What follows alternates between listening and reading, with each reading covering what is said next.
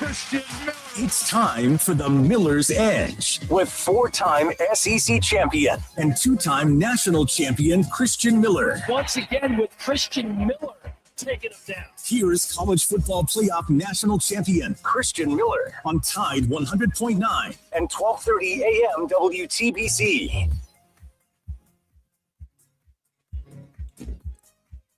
And welcome into this Thursday edition of the Miller's Edge, Tide 100.9, 12:30 WTBC. Hope you guys are doing well. Chase, Reed behind the glass. Guys, I hope you guys are ready, man. We got a fun one today. We got Brandon Clear joining us at 11:30. Like he does on Thursdays, we're going to chop it up with him, talk a number of things. Definitely some football talk as we're quickly approaching A-Day, guys. We're only a couple short days away, right? Saturday, 1 p.m. is when it kicks off. And again, it will not be televised. Just a reminder, because I know a lot of people still are wondering that question. I know we've talked about it, a number of times on the show, but unfortunately will not be televised. So you will have to attend it to see it. But I'm sure there's going to be somebody or something going on where you can stream some things, man. I'm still trying to figure out. I need to shoot some texts over there and see, hey, if we set up a little camera, can we stream on the Miller's Edge, man? Maybe we can hire Reed or somebody to stand behind the camera. So I don't even know how that would work, but I don't know. We'll try to figure something out. I generally want you guys that aren't, able to attend it to be able to see it, because I know that's important. Now, of course, them not streaming it will help us too when we're giving a review, because people are going to want to hear it. But it's not about that, man. I want you guys to be able to watch it. Maybe we can try to come up with something to help you guys out. I won't personally be recording it, but maybe we can figure something out. I don't know. That said, I'm excited, looking forward to it, and definitely will be planning on being there and diving into the action. Hopefully get to run into a number of y'all as I'm viewing our setup behind here on the stream. And allegedly we can now throw polls up, right? So maybe we'll try to do that. Let's see. We can start with who's going to be at A-Day. Let's throw a poll up on here. I don't know how this is going to work, where it's going to go, or what it's going to do. But all right, are you going to be at A-Day? Yes or no? We'll throw that poll up down on the screen. I don't know if you guys can see that on YouTube, where we do stream live every day at the Miller's Edge YouTube channel, at the Miller's Edge on X, and of course on Tide 100.9's Facebook page. But I don't know, we got a little widget in the corner with a poll of who's going to be at A-Day. We'll see how that works out. That said, if you guys do see the stream title, we'll try to stick to it as good as possible today. I will say this. There's some interesting stuff I want to dive into today. Now, you guys know when it comes to former players making comments and stuff, it might seem like I'm being ultra defensive, but it's not even that. It's just, I just take things for what they are. And I try to look at it from a neutral perspective, and not just hey, man, like, as much as I love Alabama, he must be saying this in a negative context. No, I try to listen to it, but sounds like we got another former guy that also mentioned Alabama, this time Earl Little, who also is at Ohio State, just like James Smith, just like Quay Russaw, just like Caleb Downs was, right? He's entered the NFL draft. And just like also the other DB, we had another guy that transferred there, slipping my mind. The young man is Cam Calhoun, who was a transfer from Utah the year before. That said, seems like Alabamans is in everyone's mouth at this point in this day and age. Chase, Reed, I don't know what it is. Now, I will say this, because I did comment and responded. I responded yesterday on our X account to what Earl Little had to say. Again, nothing bad. Again, I don't take these things too serious. I take everything with a grain of salt. But it did leave me a little confused, guys, because what he was asked about and his answer to me just didn't necessarily, I don't know. It didn't really seem like it made a bunch of sense, just from my perspective and my experience, which, again, I'll be the first one to tell you. When these guys go out and say these things, and when I say these things, they're answering questions. We got to start there, because I know a lot of people like, man, why are all these guys mentioning Alabama? Why can't people stop talking about Alabama? I get it. It seems like that. However, to be fair, they are being asked questions about Alabama. It's not necessarily these guys are going on Twitter or going on Instagram Live and name dropping Alabama and just throwing all these things out there because they're searching for attention. In fact, they're really just sitting at a podium, sitting in front of a microphone, and media members are asking them these questions. And it's not just them. Really, any guy that has transferred is going to be asked, why did you decide to transfer here? Not even so much, what about this with your old school? The question, at least the typical question, is, what made you transfer here? And that naturally kind of leads back to their prior stop. For example, we heard from the tackle, right? Former Colorado tackle, Jordan Steeden that ended up at LSU. They asked him about, his journey to LSU and talked about some, the transformations that he's seen since working in the weight room. I heard that, and I personally didn't think it was him maybe taking a shot at Colorado. Maybe he's just a little bit more impressed with what he's seen at LSU, and which would make sense. Like, listen, all schools aren't created equal. The LSUs, the Alabamas of the world, you name it, the Georgias, the Oregons, the Ohio States, the resources that those schools can offer, I mean, they're going to be better. It's going to be an upgrade from other spots. I mean, just talking with some of my friends that are in the coaching business, they'll be the first ones to tell you. I mean, a place like Alabama is going to do it at an S tier level. I mean, way above probably the rest of college football, unless you're some of those other teams that I mentioned. That said, normally don't really overthink what a lot of guys say, but what Earl Little said yesterday kind of had me scratching my head just because it didn't really add up. So I want to dive into that conversation. Why are all these former guys talking about Alabama? And I'll be honest, the title and the thumbnail is probably a little clickbaity because I don't necessarily think it's people going out and attacking Alabama intentionally, so to speak. But I do want to talk about some of the comments that some of these former players have made and kind of address some of them and really just give my thoughts on it, and then hopefully get y'all's thoughts on it as well. Because it clearly triggers a reaction out of a lot of people, guys. Anytime a former player is, on the record saying something about Alabama, it gets a pretty big reaction. So I'm curious. I know you guys tweet about it. Maybe you guys want to talk about it. 205-342-9904 is the number. If you guys are hanging out with us on our streams, again, on YouTube or X or on Facebook on Tide 100.9's Facebook page, you can drop your questions, comments, and concerns right here in the chat. We'll discuss it as well. Not only do we have Brandon Clear coming up at 11:30, but we also will be joined by my guy, Gray Robertson, at the top of the hour. A little bit of an audible. Normally we have Adam from Lamp for the Law, Education and Advocacy joining us on Thursdays. Called an audible. Adam had some travel plans, so he's going to join us tomorrow ahead of A-Day, which will be great. We'll get his updates and the latest on some of the stuff with the Holloway situation. Also, with the executive order, I don't think we've gotten to really speak to Adam outside of just in the chat. So I'm looking forward to that. We'll do that tomorrow. But today we'll be joined by Gray Robertson, getting an update on a number of things going on, not just football related, but also with, I guess, baseball, softball, two sports that are crushing it right now here at Alabama. So we definitely want to get the updates. Gray does a phenomenal job calling those games for them. Matter of fact, he was joined by Ryan Coleman-Williams in the broadcast booth at one of the softball games last weekend when they had their series against Texas. They took that series after dropping the first game 9-1. So we got to get the latest from Gray Robertson, and we will do that all at the top of the hour. Quick reminder real quick about our friends over at R&R Cigars.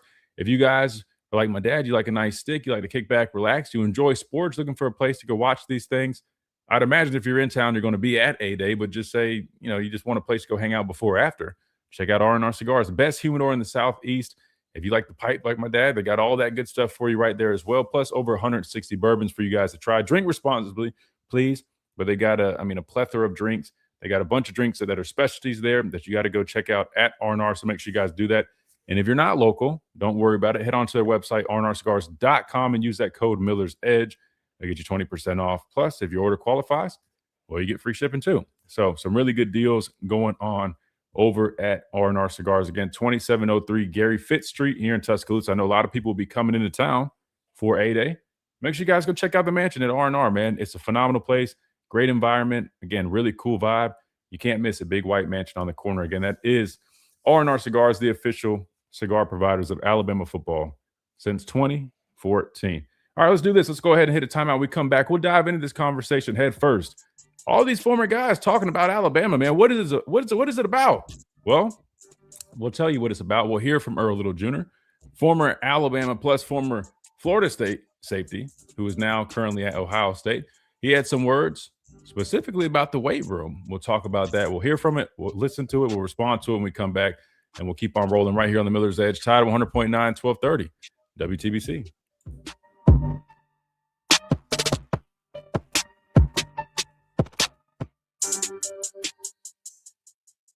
It's the grand reopening. Okay, so now that I'm seeing this poll, it says type 1 or 2 in the chat. So if you guys want to respond to the poll on the screen, you just tap 1 or 2 in the chat, which makes sense. Sorry, I guess I should have read that. I'm not going to lie, guys. I didn't get a whole bunch of sleep last night, so bear with me. But we're rolling, man. We're rolling. Let's see what we got in here. Let's start doing this, man. Let's start doing early on. Let's do like a roll call. even if you come in every day. Who's in here? Where are you listening from? It helps drive the comments and stuff too. That helps out. Let's do a little bit of roll call. Who we got in here? I said we got Ricky back in here. Ricky, where you been at, man?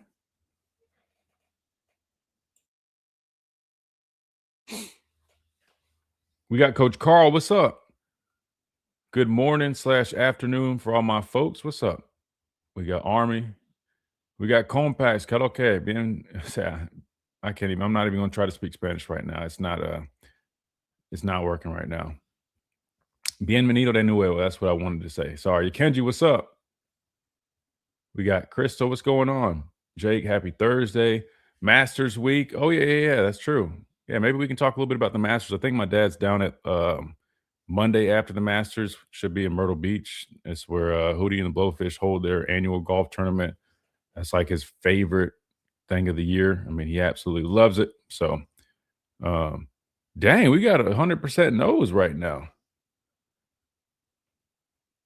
Dang, that's unfortunate, man. Dang, we got to have some people attending it. Well, all right. Well, since it seems like we're not going to have as many people attending it, I definitely will make sure we get on here and do some type of update. I know you guys asked for that. I'll try to do that ASAP. Whether it's I know you guys mentioned like either like at the stadium or trying to just get back to the studio setup. We'll figure something out, man. If I just have to whip out my phone and do like a little quick 10-minute, I guess, update, I'd rather not record on my phone. But if we got to get you guys up to speed on everything as quick as possible, man, I'll do what we got to do for you guys. But we'll figure something out. Maybe I can make my way to like some room in the stadium or something. That might not be bad. All right, 60-40. This is cool. What do you guys feel about this poll? Should we start doing more of these polls? I kind of like it, man. They just added this. I just saw this like this morning. I was kind of confused. It's like, wait, hold on. We can do polls on here. It's pretty cool. And we can add a QR code. I guess that's a new feature as well. Don't know what we'll really, do with all that. Let's see what else we got in here before we come back from break. We got Mark. He said, how about radio? Oh, you mean will 8A be broadcasted via radio? Man, that's actually not a bad question. The answer is probably no. I don't know. Actually, I don't know. That's a really good question.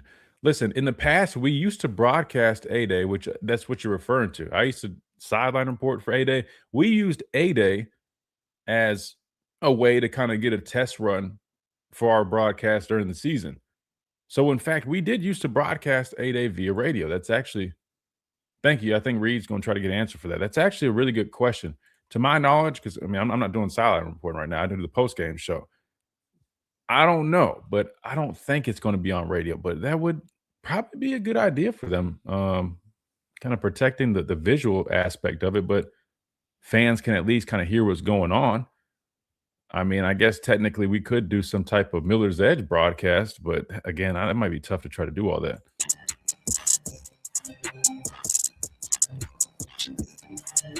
And welcome back into this Thursday edition of Miller's Edge. Tide 100.9, 1230 WTBC. Hey, we got another good little conversation going right now. Yesterday, man, we were supposed to give like a recap on what we've seen this spring, which we'll go ahead and do that today. We'll get into it in a minute, probably when we talk with Brandon Clear here in a few short moments, which I need to send him a stream link, man. I think he's going to join us on the stream unless he backs out. But somebody in the chat made it a good point. They asked about A-Day, maybe it's not going to be televised, but could it potentially be broadcasted via radio, which we in fact used to do that, right? Before they started changing some things. We did, in fact, used to broadcast, via radio A-Day, right? I'd work the sideline like I did during the season. Eli would be up in the booth.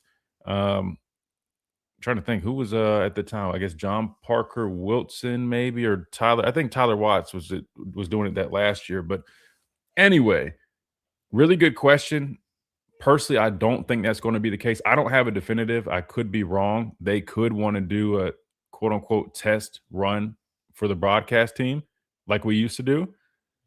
I'm not too sure on that. So maybe we'll look into it. But if it's not televised, I just don't think that's going to be the case. But Reed, I believe, who's working the boards, I think he said he's checking on it, and we'll see. So really good question. man, let me give you some credit because I don't remember who asked it. Was it Mark? Mark in the chat asked that. Will there be a radio broadcast? We'll work on getting that answer for you. Maybe so. If so, I think that'd be really cool for the folks that can't attend.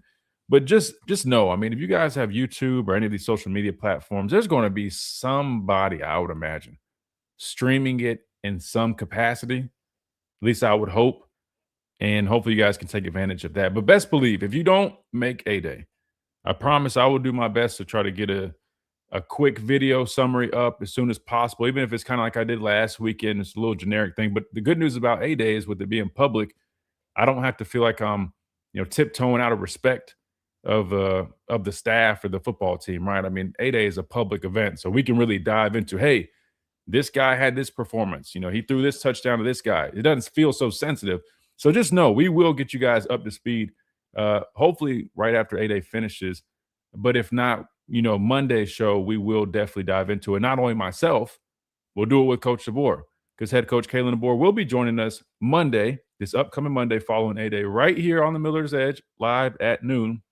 And so I'll break down A-Day for that first hour, and then we'll bring on Coach DeBoer at the top of the hour and let him give his thoughts and break it down as well. So we'll definitely take care of that. In regards to kind of what we're going to dive into, at least early on in the show, all these people talking about Alabama. First, you had the comments from James Smith. We'll circle back to that here in a minute, which, again, just to recap on that personally, I didn't take what James Smith had said, overly personal, right? Just to recap, the little summary was he said it felt similar to, what he felt when he first got to Alabama under Coach Saban, the intensity that they practice with, the speed of it, everything. He used the word intentional, right? That seemed like a big one. Everything they do just has purpose, right?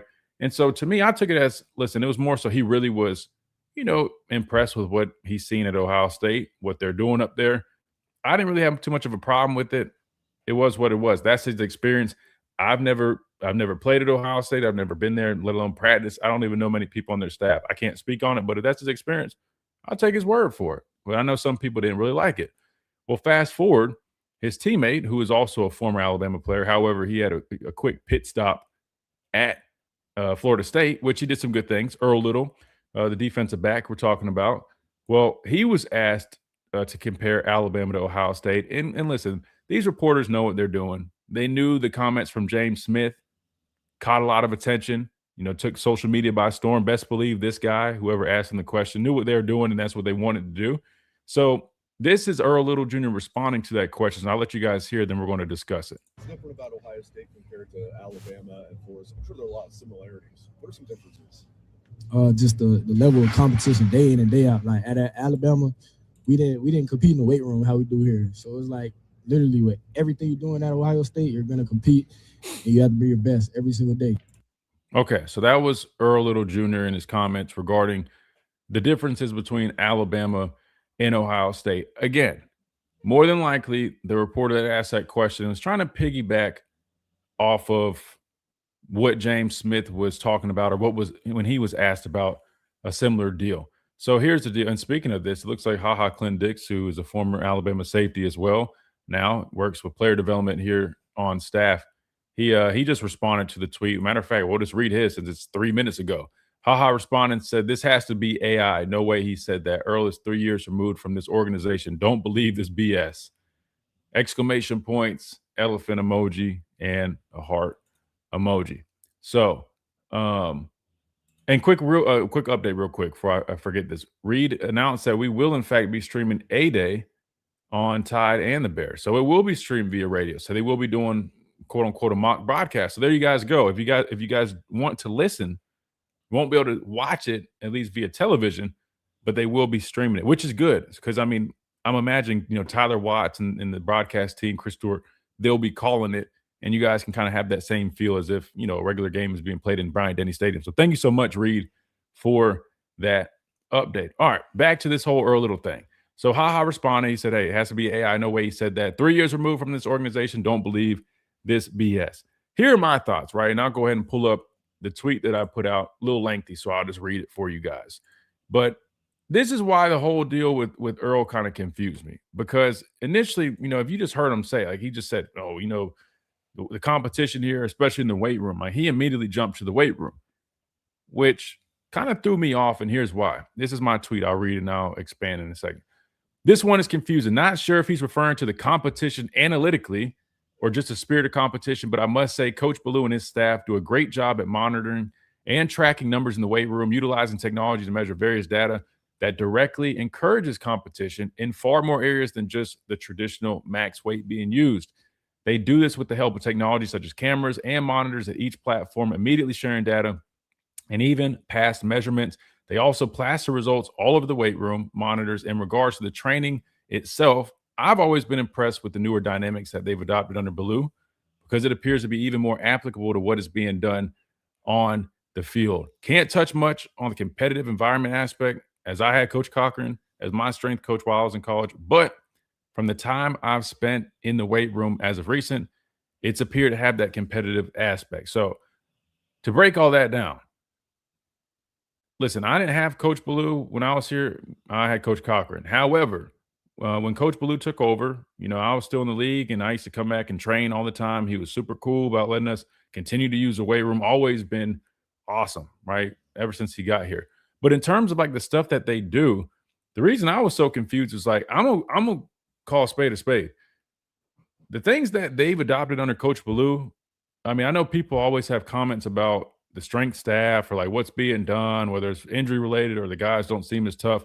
I'm just going to tell you guys straight up. The way they work out now is probably much more effective, right, than what we used to do with Coach Cochran. Now, if you want to get into the whole spirit side of things, I mean, Coach Cochran being the heartbeat and really having influence on us as a football team, really driving home and instilling us that mentality of, being dogs, that fourth quarter mentality. I got you. I'm with you on that. I'm not saying they don't do that as of now, but I do understand. Coach Cochran was like, I mean, one of very few people that just, I mean, literally seemed like he was perfect for that. Anyway, but in terms of what they do, man, they have so many things nowadays that we didn't have. Like, of course, we had that beautiful weight room, and we had platforms all throughout the weight room. Like, the weight room was state of the art before Coach Ballou got there. But he took that state of the art weight room and made it even more, I mean, special, even more advanced. I mean, what they have right now, guys, is way beyond anything that we used to do. We used to focus on traditional Olympic lifts, which is all great. Don't get me wrong. Like, I'll be the first one to tell you, like, the power cleans, heavy squats, the bench, split jerks, all that stuff, all the things we used to do, was great and really good work. But one could argue, I don't even think it's an argument. The advancement that I've seen in that weight room, from the monitors that they have that track everything, like bar speed, that's one of the measurements I'm talking about here. I mean, all that is recorded, right? So every time these guys go work out at a platform, they basically like log in and they see their data. So it shows them their bar speed from the last time they were doing this exercise. It shows you what you're expected to hit. Like, I mean, like, this thing is like so technologically advanced. It's not even funny. And I know he's talking about competition, but what I'm getting at is, I don't see how you don't go in there and you're not competing when everything is being measured. At the end of the day, competition is basically a measurement, right? About who can outdo another. And if you're measuring every little detail and aspect, even besides just like the max weight being used, I just find that hard to believe. Not to mention, like, every time I'm up there in the weight room, like, I like to go work out in that weight room, so I see it all the time. Like, there's monitors throughout, there's TVs throughout that they'll plaster guys' top velocities on the screen, guys, max bar speed, max bench, max. I mean, like, I feel like there's measurements all over the place. So what I'm getting at is, like, in my opinion, like, from that side of things, if you're talking about competition, I feel like they do a good job. Not to mention, like, I've been in there while those guys are working out. I go in the upstairs part, do some cardio, whatever. They're getting their, team lifts in. To me, it looks pretty competitive. So that's just me speaking on my experience seeing these guys work, right? Because, again, I didn't have Coach Ballou as a strength coach. I'm not in there every single week working out with those guys, so I'm not going to act like I know 100%. But from my experience, which, I mean, I would say is worth something, I've seen those guys work out a lot. It feels pretty competitive, and I know that they implement a number of things that should be driving competition, i.e. all the numbers that are posted all throughout, not just on the big monitors, but also on every individual platform that you're literally competing to beat, right? And you don't work with just one person. You're normally like in pairs or a group. So I would imagine as you're on a platform, just like we used to do, we didn't have the technology, but while we were on a platform working together, we would be, by group. So if you're an outside backer, it'd be me, Jamie Mosley, maybe Rashawn Evans. It'd be like groups of 3, 4, whatever. And we're all working together. And granted, like we didn't have the screens right there, but we used to compete. So I feel like now, even more than ever with that technology, it would naturally, promote competition. That's kind of what I'm getting at. Now, with all that being said, I'm not saying the guy's necessarily lying about what he's saying. He might genuinely feel that way. Again, I've never been to Ohio State. I can't speak on how they work out, how they practice. I don't know, and I'm not going to act like I do. I will say, from the outside looking in, they have a damn good program. Just like I made the comments about, James Smith's, comments when he said they practice fast, it's physical, it's intentional. I mean, to me, when you see the success that they've had at a program like Ohio State, when you see the draft picks that they've produced, the number of talent, I mean, just look at the linebackers and these guys that they're putting out in the league this year. Defense alone, the 2 linebackers, Caleb Downs, I mean, these are like grown men. These are like real deal prospects. So I imagine they're doing something right there. So I'm not going to knock these guys for what they're saying, because I at least give them a chance to speak on their experience. But this one just felt a little bit different, right? Like when I heard James, I know people took it. I really didn't think James. I thought what James said was, for the most part, pretty mature sounding. Him just saying, it just feels intentional. It feels like that's his experience. That's cool. But this, even if you hear how like Earl said it with his tone, it kind of just sounded like, oh, at Alabama, no, we're way more competitive here. It sounded like that. I don't think he worded it like that, but that's how it sounded. And I'm just going to be straight up with you, and I'll hit this break because we got Brandon Clear coming up. I kind of remember how his whole situation went. And I know him and his family, they were a little upset when he transferred. I know he left when Coach Saban left, but it wasn't just, Coach Saban left. And I'm not doing this because I see other people, they jump on podcasts and they start hating on guys just for leaving. This is not that. I'm just telling you from what I know, because I remember his situation. He probably they didn't see, how do I explain this without making it sound bad? The staff wasn't as high on him maybe as like his folks or even himself would have been. They kind of felt like he was a little bit of a tweener in terms of like where he would be playing at in that secondary. And naturally ended up working out where he transferred. So personally, I'm not saying he's coming from a personal place, but I would not be shocked if he, just being honest, because I remember the whole situation with him transferring. And I can imagine a guy like that, not saying he was pushed out, but just he probably wasn't in line to play quick. Could be a little bit of a, I don't know, bad taste in his mouth. I mean, just look at how he played us last year when, again, he had a great game against us. But, I mean, it definitely was personal for the dude. All right, we got to hit this timeout. When we come back, we'll keep on rolling right here on the Miller's Edge. We got Brandon Clear coming up right here, Tide 100.9, 1230, WTBC.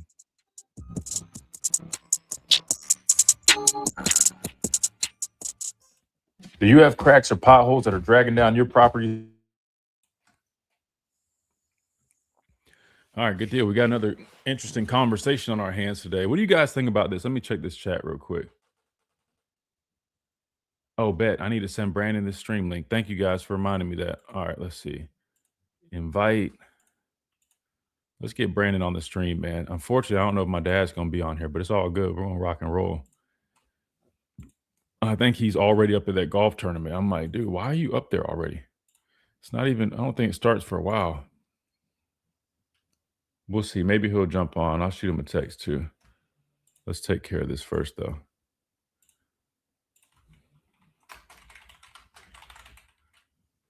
I was thinking Coach DeBoer might join the stream, but I think he's going to be over the phone after talking to them, just to keep it easier on him, which is cool. But I was like, man, we should get him on the stream. That way we can really chop it up. Let's see what you guys are saying. Let's see. Hey, I appreciate all you guys reminding about that like button, because Lord knows I don't do it enough. Yeah, if you guys don't mind, man, if you guys are in here, smash that like button. Oh, we already got 31, man. Let's go. Appreciate you guys. We got 31. Let's see if we can get up to 40 real quick. I think we got a couple minutes to do that. But oh, and by the way, our updated count. Let me give you guys the update. I know we're on the road to 5K, man. We're at 4421, so we're making progress, man. We're making progress. So Where are we at? 579 subscribers away. So I think we can do it by the end of May. I think we can do it. Let's see what my guy Ricky said. I see Ricky's in here. Honestly, the only one that bothered me the most was Earl Little, because you can't be serious after your FSU tenure. I can't really speak on FSU stuff either, because I took a visit there, but I mean, that was how many years ago? But let's hear him say it one more time. Let me hear it one more time. What are some differences? Just the level of competition day in and day out. Like at Alabama, we didn't compete in the weight room how we do here. So part of me is like, I don't think he's necessarily trying to like say it in that type of sense, but on the other end, I am. It's like now and again, I didn't get this, but I think if you guys go back and hear James now, I don't think you would take James and what he said so personal either. I don't think what James was saying was that bad. I think he just was comparing the two.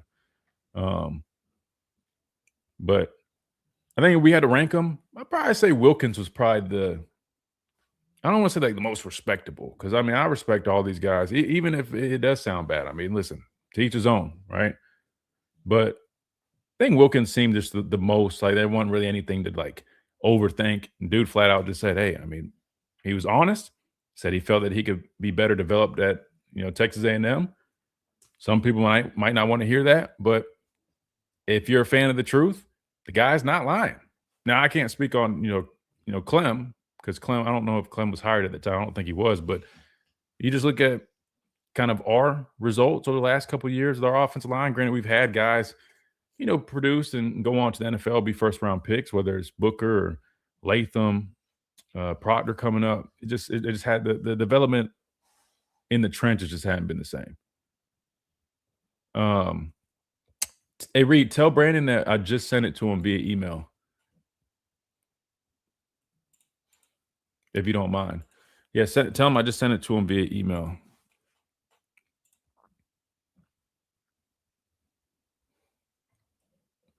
Let me see. I can send it again just in case. Let me see. Or I can send it to him on X. Yeah, I'll send it to him on X if that doesn't work either. Sorry, guys. Give me 2 seconds. I'm trying to get Brandon clear on here real quick. All right, got that. Let me just paste that.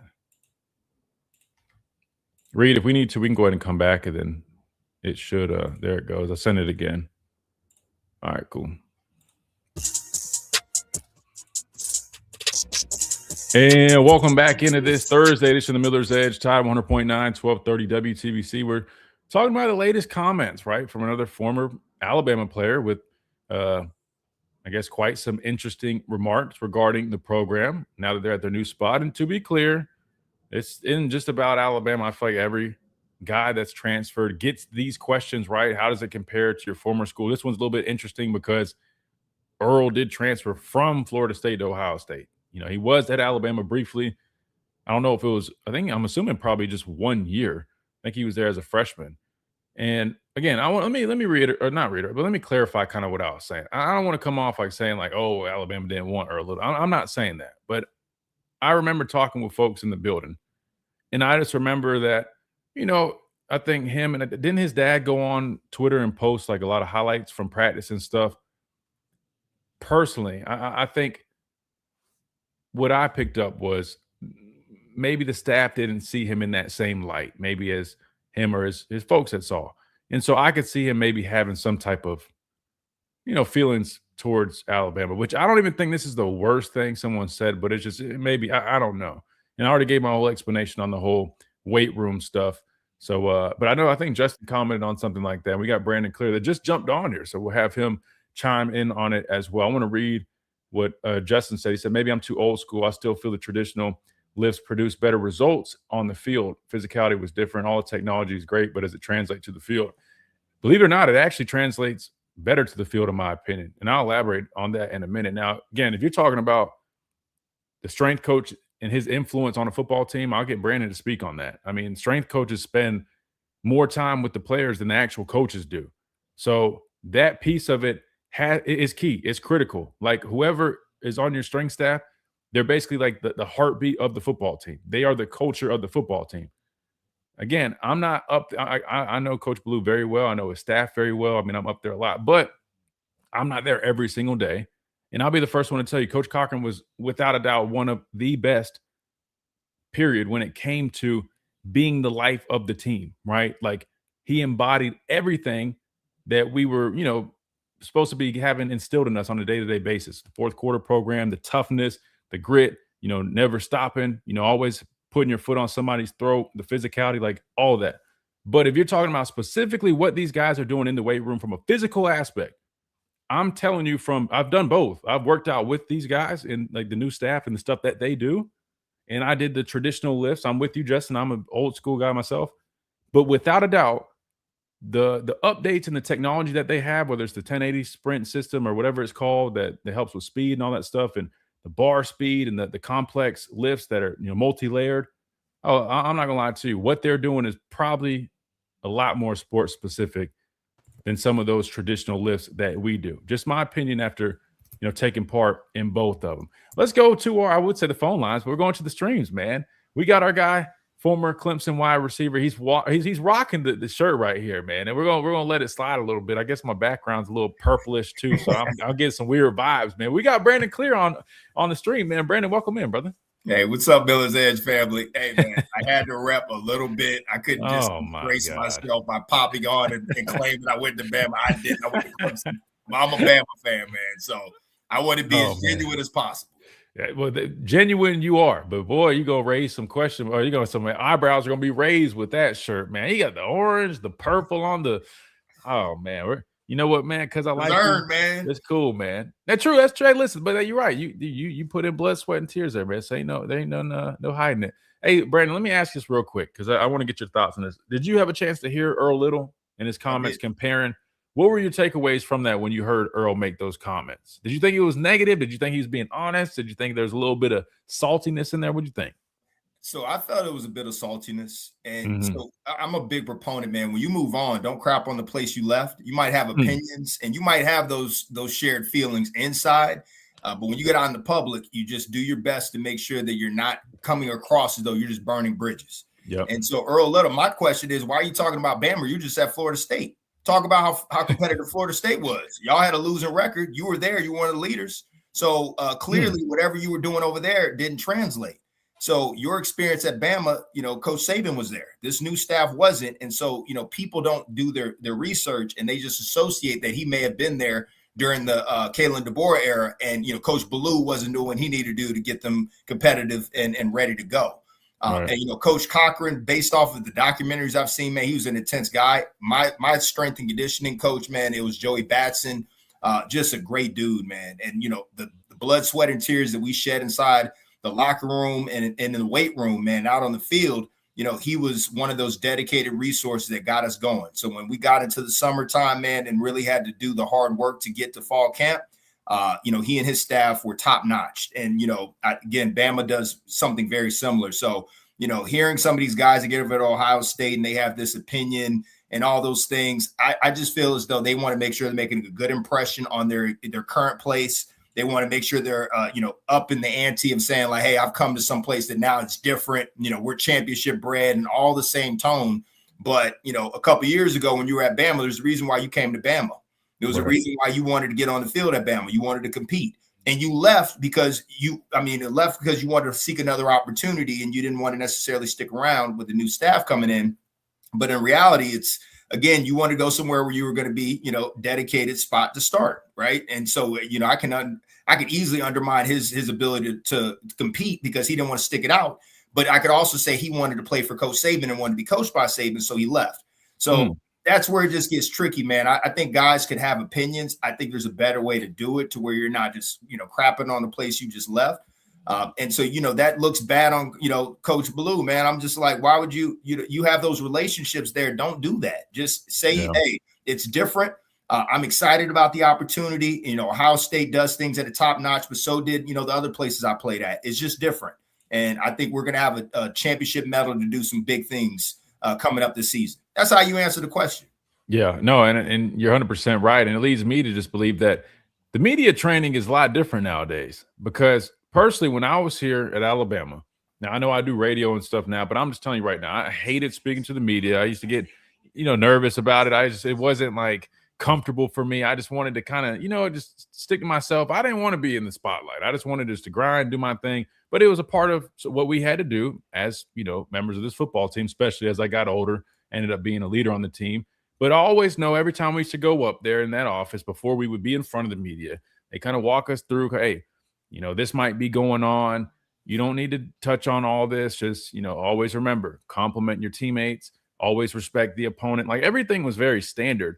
Yeah. And I think they still do a good job of that here at Alabama. I mean, you can tell, I don't think we've had any of our guys or even any of the transfers that come here, shedding light on their former program or saying anything too questionable. I mean, I don't know, maybe somebody might say Grubb needs some training to not name starters so early. But outside of that, listen, I think it's fine. But I hear these other guys and they're falling for the bait, right? They're falling for the cheese, man. These reporters, again, like this guy knew that the guy that asked earlier that question knew he transferred from Florida State. But because James Smith was asked a question about Alabama, which, to be fair, he transferred from Alabama, was a 5-star recruit, was a key starter, key contributor. I know some people are going to argue the whole production thing. Listen, get over it. The dude was a good football player, production or not. He has a lot of potential, right? Didn't necessarily live all the way up to it here, but he's a good football player. Long story short, they asked earlier that question because they knew we would be able to get some clicks. And he completely fell for it, which I don't think he cared anyways. But you're 100% right in all those regards. I mean, it's weird that they keep bringing up the whole competitive nature. That's why I'm confused. I'm like, are you talking about from like an analytical perspective? Like, hey, man, we're really getting after it. Like this guy's trying to beat this guy out on squat. I could have swore I just heard Kool-Aid, who they were saying Kool-Aid wasn't even the most competitive guy in the weight room, but because Caleb Downs came in there and he was competing, those what guys were like. So I'm like, I mean, listen, to each his own. I mean, I guess everybody's experience is different, but definitely it's been interesting kind of hearing Alabama pop up time and time again. But it's nothing new, right? I mean, Alabama's name holds weight, and when people see it in the news, it typically probably gets a few more clicks. But anyway, I appreciate your insight on that, especially. And I would tell the fans, I respect Caleb's stance. So right. That guy's measured. He's smart. You'll notice when he had compare the Big Ten to the SEC, he kept it 100 and he's in the Big Ten. He said it's easier. Like, let's not get it twisted. It's easy to be competitive when you're going to go outside and just start beating on all the competition. You don't have to worry going to Kentucky, right? They're Kentucky, whatever the version of it is, it's not the same. It might be Michigan State, that they know they have the more talent and they are going to get out coached and they're going to just go ahead and dominate week in and week out. That's just reality, man. So yeah, be careful who your resource and sources are of information. No offense to Mr. Little, man. You just left Florida State. I don't care what you think because you came from a losing program. You left a winning program, went to a losing program. Now you're back to winning, and you may forget how to win. So let's keep it real, man. I'm not even trying to mess on the guy like that, but I'm just like, do your Googles. Right. No. I mean, you're right though, and I would say this: we're going to hit a break. Stay on here because we're going to keep it going. Listen, if you go look at some of these numbers these guys are putting up, I mean, Daniel Hill just talked about putting 805 or whatever on 850, whatever it was, on his back as a running back. You know what I mean? Like I played with a guy by the name of Jalen Hurts, who was as a quarterback, having 6 plates on the bar or whatever he was doing. I mean, like, I'm just like, come on, man. Like maybe things feel a little bit different, but it make it seem like, oh, Alabama doesn't compete in the weight room. Now, if you wanted to argue like during the season, sometimes when we would have our in-season lifts, you know how this is. In-season lifts are way different than off-season lifts. Well, there are times we go in the weight room for in-season lifts and it didn't feel like that same competitive juice because we're trying to really just do some functional exercise to kind of get our bodies back. Maybe he's thinking about that. But any off-season lift that I've been a part of, that I've seen, even with Coach Ballou, them dudes get after it. So I don't know. Maybe it was a personal thing. Who knows? We got to hit this timeout. We come back. We're going to talk to Brandon a little bit more about some Alabama football, kind of what's been going on this spring, kind of recap some things ahead of A-Day. Final practice took place today before A-Day. And again, that is Saturday. We'll talk about that on the other side right here with Brandon on the Miller's Edge, Tide 100.9, 1230, WTBC.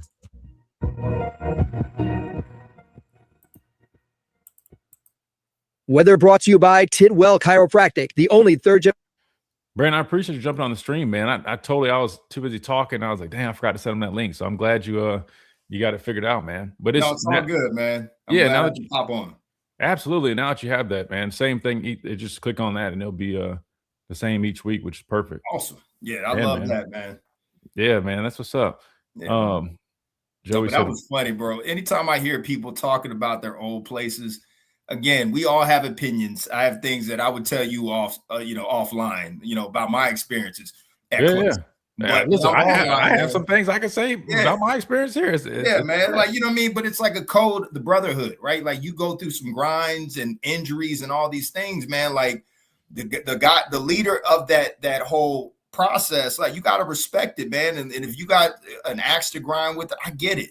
But it's just, there's ways you got to go about it, man. And I would encourage you to read the 48 Laws of Power and every other book to ensure that you maintain relationships, because you just don't know when those things will come back around. What happens when Coach Ballou gets the call up to the NFL, which he was there? There's an opportunity to be there, and all of a sudden he's on the NFL team you're getting drafted to.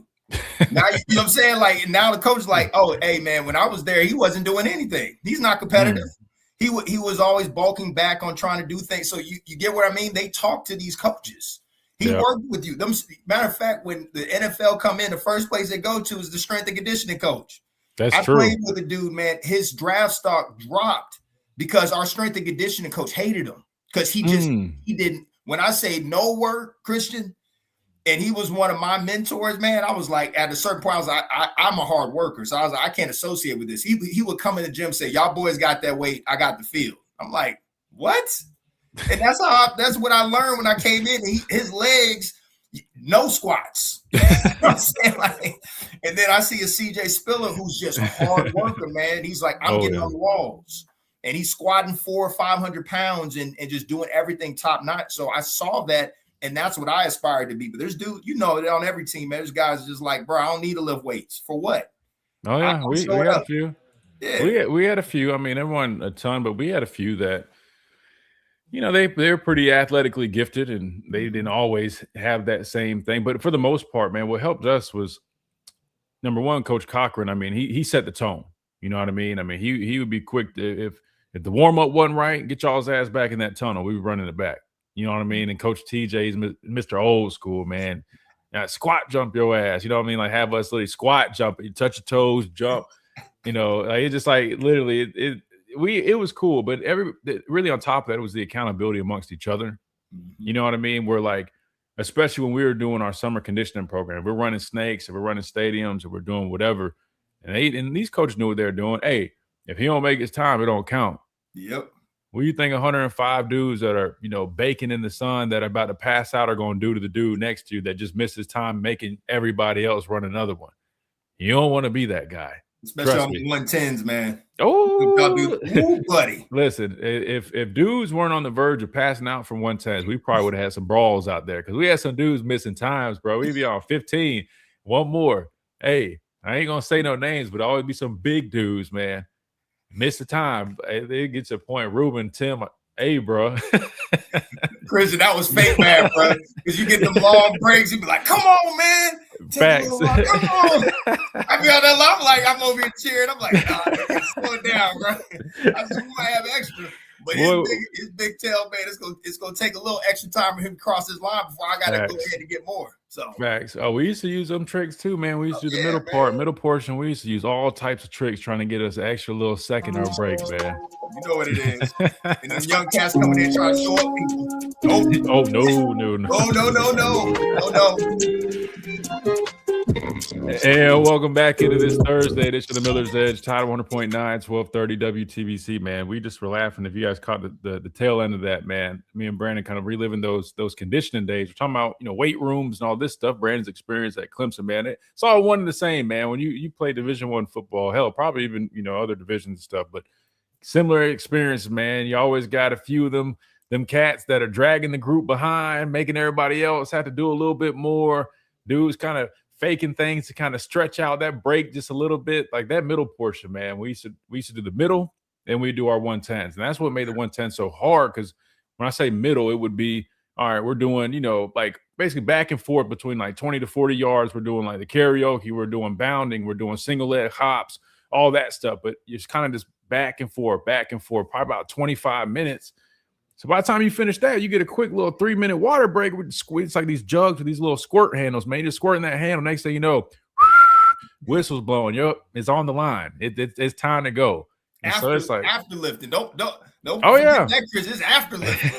You're lifting. Oh. They call this the warm up. You're like No, the warm up, man. And what was crazy was on Friday. So we ran first and then had heavy squat.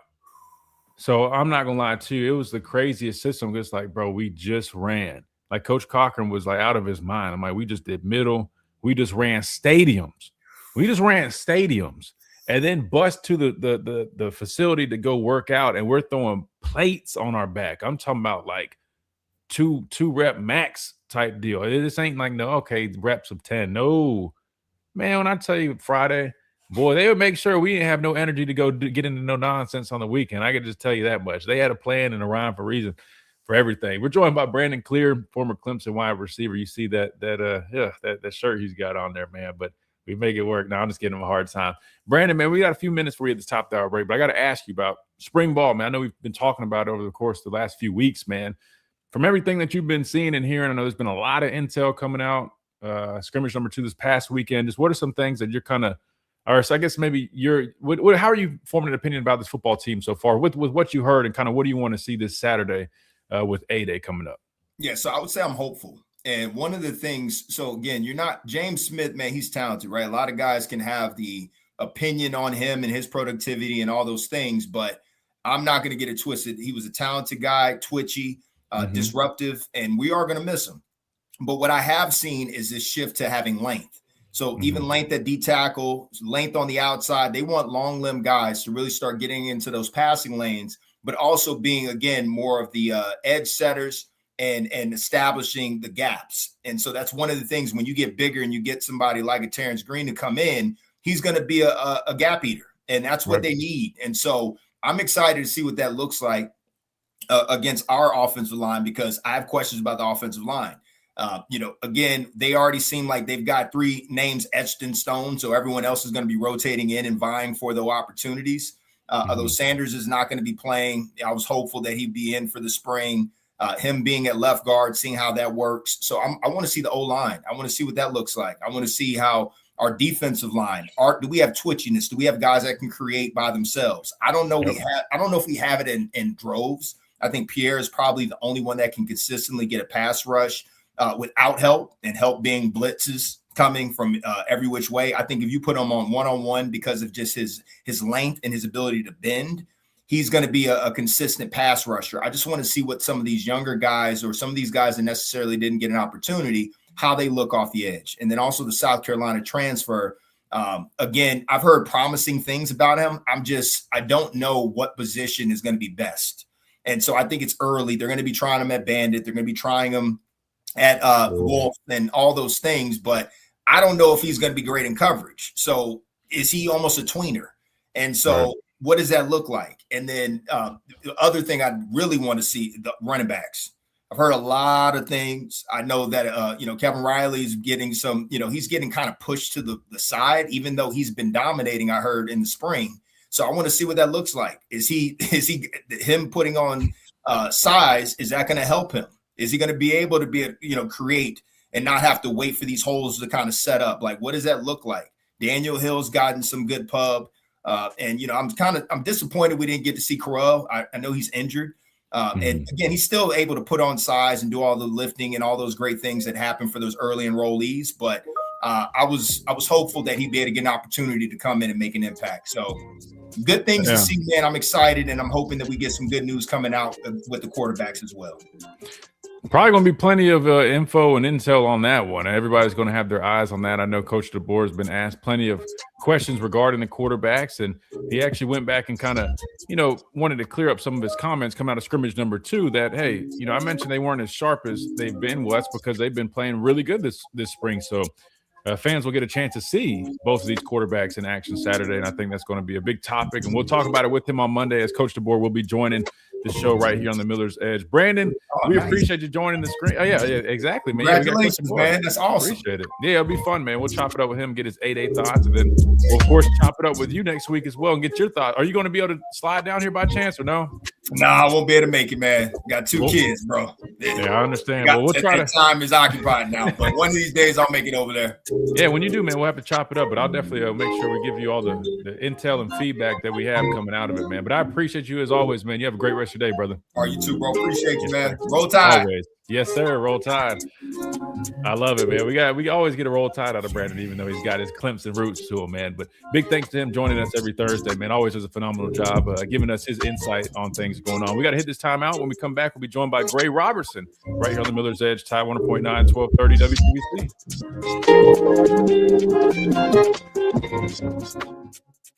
WTBC. Man, good stuff, man. Brandon's a cool dude, man. I really appreciate him jumping on here. It's always fun. Let's see. Throw that on here just for 2 seconds. There it goes. Let me check up on the chat real quick. Yeah, that really good stuff. Appreciate that, Reed. Yeah, no, Brandon's awesome, man. He saw it. I appreciate him, man. Really cool dude. Let me check up on I know Justin was saying some stuff about that weight stuff. Like Coach Cochran, your face-to-face, person-to-person watching over your back. Yeah, listen, I know people used to that was a big thing, right? Everybody was comparing Coach Cochran, Coach Ballou, the new staff, the old staff, and I get it, right? I mean, when you look back at some of those other teams, like you talk about the grit that was played with, the intensity, the physicality, just the tone that was set. And to be clear, I mean, it wasn't always, it wasn't like every single game. We had moments where we got punched in the mouth, but it always felt like even when we had those types of moments, we found a way to respond. Like it was in us, it was instilled in us that we had this belief. And I can vouch for that. Like, I'll be honest with you. When I played here, I always felt like it didn't matter what happened, what was thrown at us, we were always going to respond and we were going to find a way. Even when we in 2016, we went on the road, we played Ole Miss, and I think we were down like 3 scores in that first half. We were playing awful. It was a hot day. Dudes were dragging. It wasn't our first half. I mean, we probably played one of our worst first halves that I can remember. Went to the locker room, got our ass chewed out by Coach Saban. Our leader stepped up. Guys like John Allen. I mean, them dudes are cussing people out, borderline fighting in there. We come out in the second half, and it's a whole different story. So, I mean, I get it when people look at that and they immediately relate everything that I'm describing to, Coach Cochran and that staff. But I think this staff, like I've hit on, they do a number of things really well. I mean, without a doubt, I'm telling you, like what they do from a physical standpoint, I would go as far as saying probably is better for these football players than even what we were doing. So, I mean, there's that. But I guess everybody's, experience is different. Justin said I have a degree in exercise science, competed in both powerlifting and bodybuilding. So verify old school way is still the most effective. That's just my opinion. Yeah, but see, like you said, I mean, you're talking about powerlifting and bodybuilding. I'm talking about football specific training, right? So, I mean, I have an undergrad in kinesiology too. Like, I'm not going to act like I'm a scientist. I'm not a sports scientist. But what I can tell you is from being a part of our program, doing a lot of the old school lifts. I'm not saying the old school way doesn't work. I want to be clear. Listen, it helped me tremendously. I mean, I got much bigger, I got much stronger. But most importantly, what I learned from being a part of Coach Cochran's system was the mental side of things, the mental intensity, right? It built, mental calluses. That way, I mean, you would pretty much die on a daily basis in the weight room. So when you go out to practice and when you go out to these scrimmages and we would ultimately go out and play football games during the season, I mean, we felt like, and I'm not comparing sports to the armed forces, but I meant like our training was so hard and so tough to the point where, I mean, we felt like nobody could mess with us. I'll use that word there, right? I mean, because we were doing it on a daily basis, building that up. But from what I've seen and what I've experienced with this new staff, I'm just telling you from a sports-specific standpoint, like lifts that, are able to be carried over and translate to the football field and the things that you're, asked to do on the football field. I personally believe that the advancements, including the technology, is good. I'm not saying it's so much better than the old school way that you can't do the old school way, but I'm just saying I would not knock the new stuff that they're doing because I personally think, it actually is very beneficial. And welcome back into this Thursday edition of the Miller's Edge, Tide 100.9, 1230 WTBC. Big thanks to Brandon Clear, who we just got done chopping it up with here on the show. And now we go back to the phone lines. We go to the phone lines this time. We had Brandon on the stream. We've got Gray Robertson, my counterpart, over on the Crimson Tide Sports Network, joining us now. Gray, welcome in, man. How's everything going, man? It is all good, partner. It's good to chat with you, and it's a good time to be a sports fan. We got all the spring sports rocking and rolling. We have day one of the Masters happening today, so Life is good, my friend. Oh, yeah, I should have thought about that. You definitely are going to be tuned into the Masters, man. We got to keep up with that. Maybe we'll keep tabs on it here as well. But Greg, I got to ask you, mentioned all these other sports going on. I do want to ask you a quick football question before we get into that, because I know you've been calling, softball, baseball, both sports since the last time we talked to you. I mean, doing really good stuff. Softball had been doing great, but they're doing even better than baseball. They were struggling a bit last time we spoke, but now they're crushing it. We'll get to that here in a second. But I want to continue with football because we just were talking about this with Brandon. There's been a lot of things coming out this spring, Gray. What are some things that you've been kind of hearing regarding football? I know you're busy, but I know Coach DeBoer has been speaking, whether it's on Hey Coach, going on some shows. He'll be joining us on Monday at the top of the hour. We'll talk to him following A-Day. But there's been a lot of talk about the quarterback battle, man. I guess we can start there. What have you been hearing about that, and what are your overall thoughts, man? A lot of people kind of back and forth on that. You got the young, guy in Keelan Russell who has just been turning heads left and right, but still, trying to overcome some of those young guy mistakes that are typical. Then you got Austin Mack, who you can't forget about, who's also doing some really good things, and the quote-unquote veteran in the room, even though still not the oldest guy, not the most experienced. But kind of what's your overall takeaway so far through spring, Gray, with this quarterback battle, and where do you think it's headed right now? Well, I'm going to be totally honest. I have been locked in spring, so all the stuff that I've been reading has kind of been stuff that's just come across my feed. However, Sure. We did have Ryan Coleman-Williams in the radio booth with us last weekend, which was a funny story, and I bet we talk about it in a little bit. And we got to ask him some about spring practice and the receiver room and some of the young guys, and he highlighted the secondary first and foremost when we asked him about who are the young guys that are sticking out, which I thought was really interesting.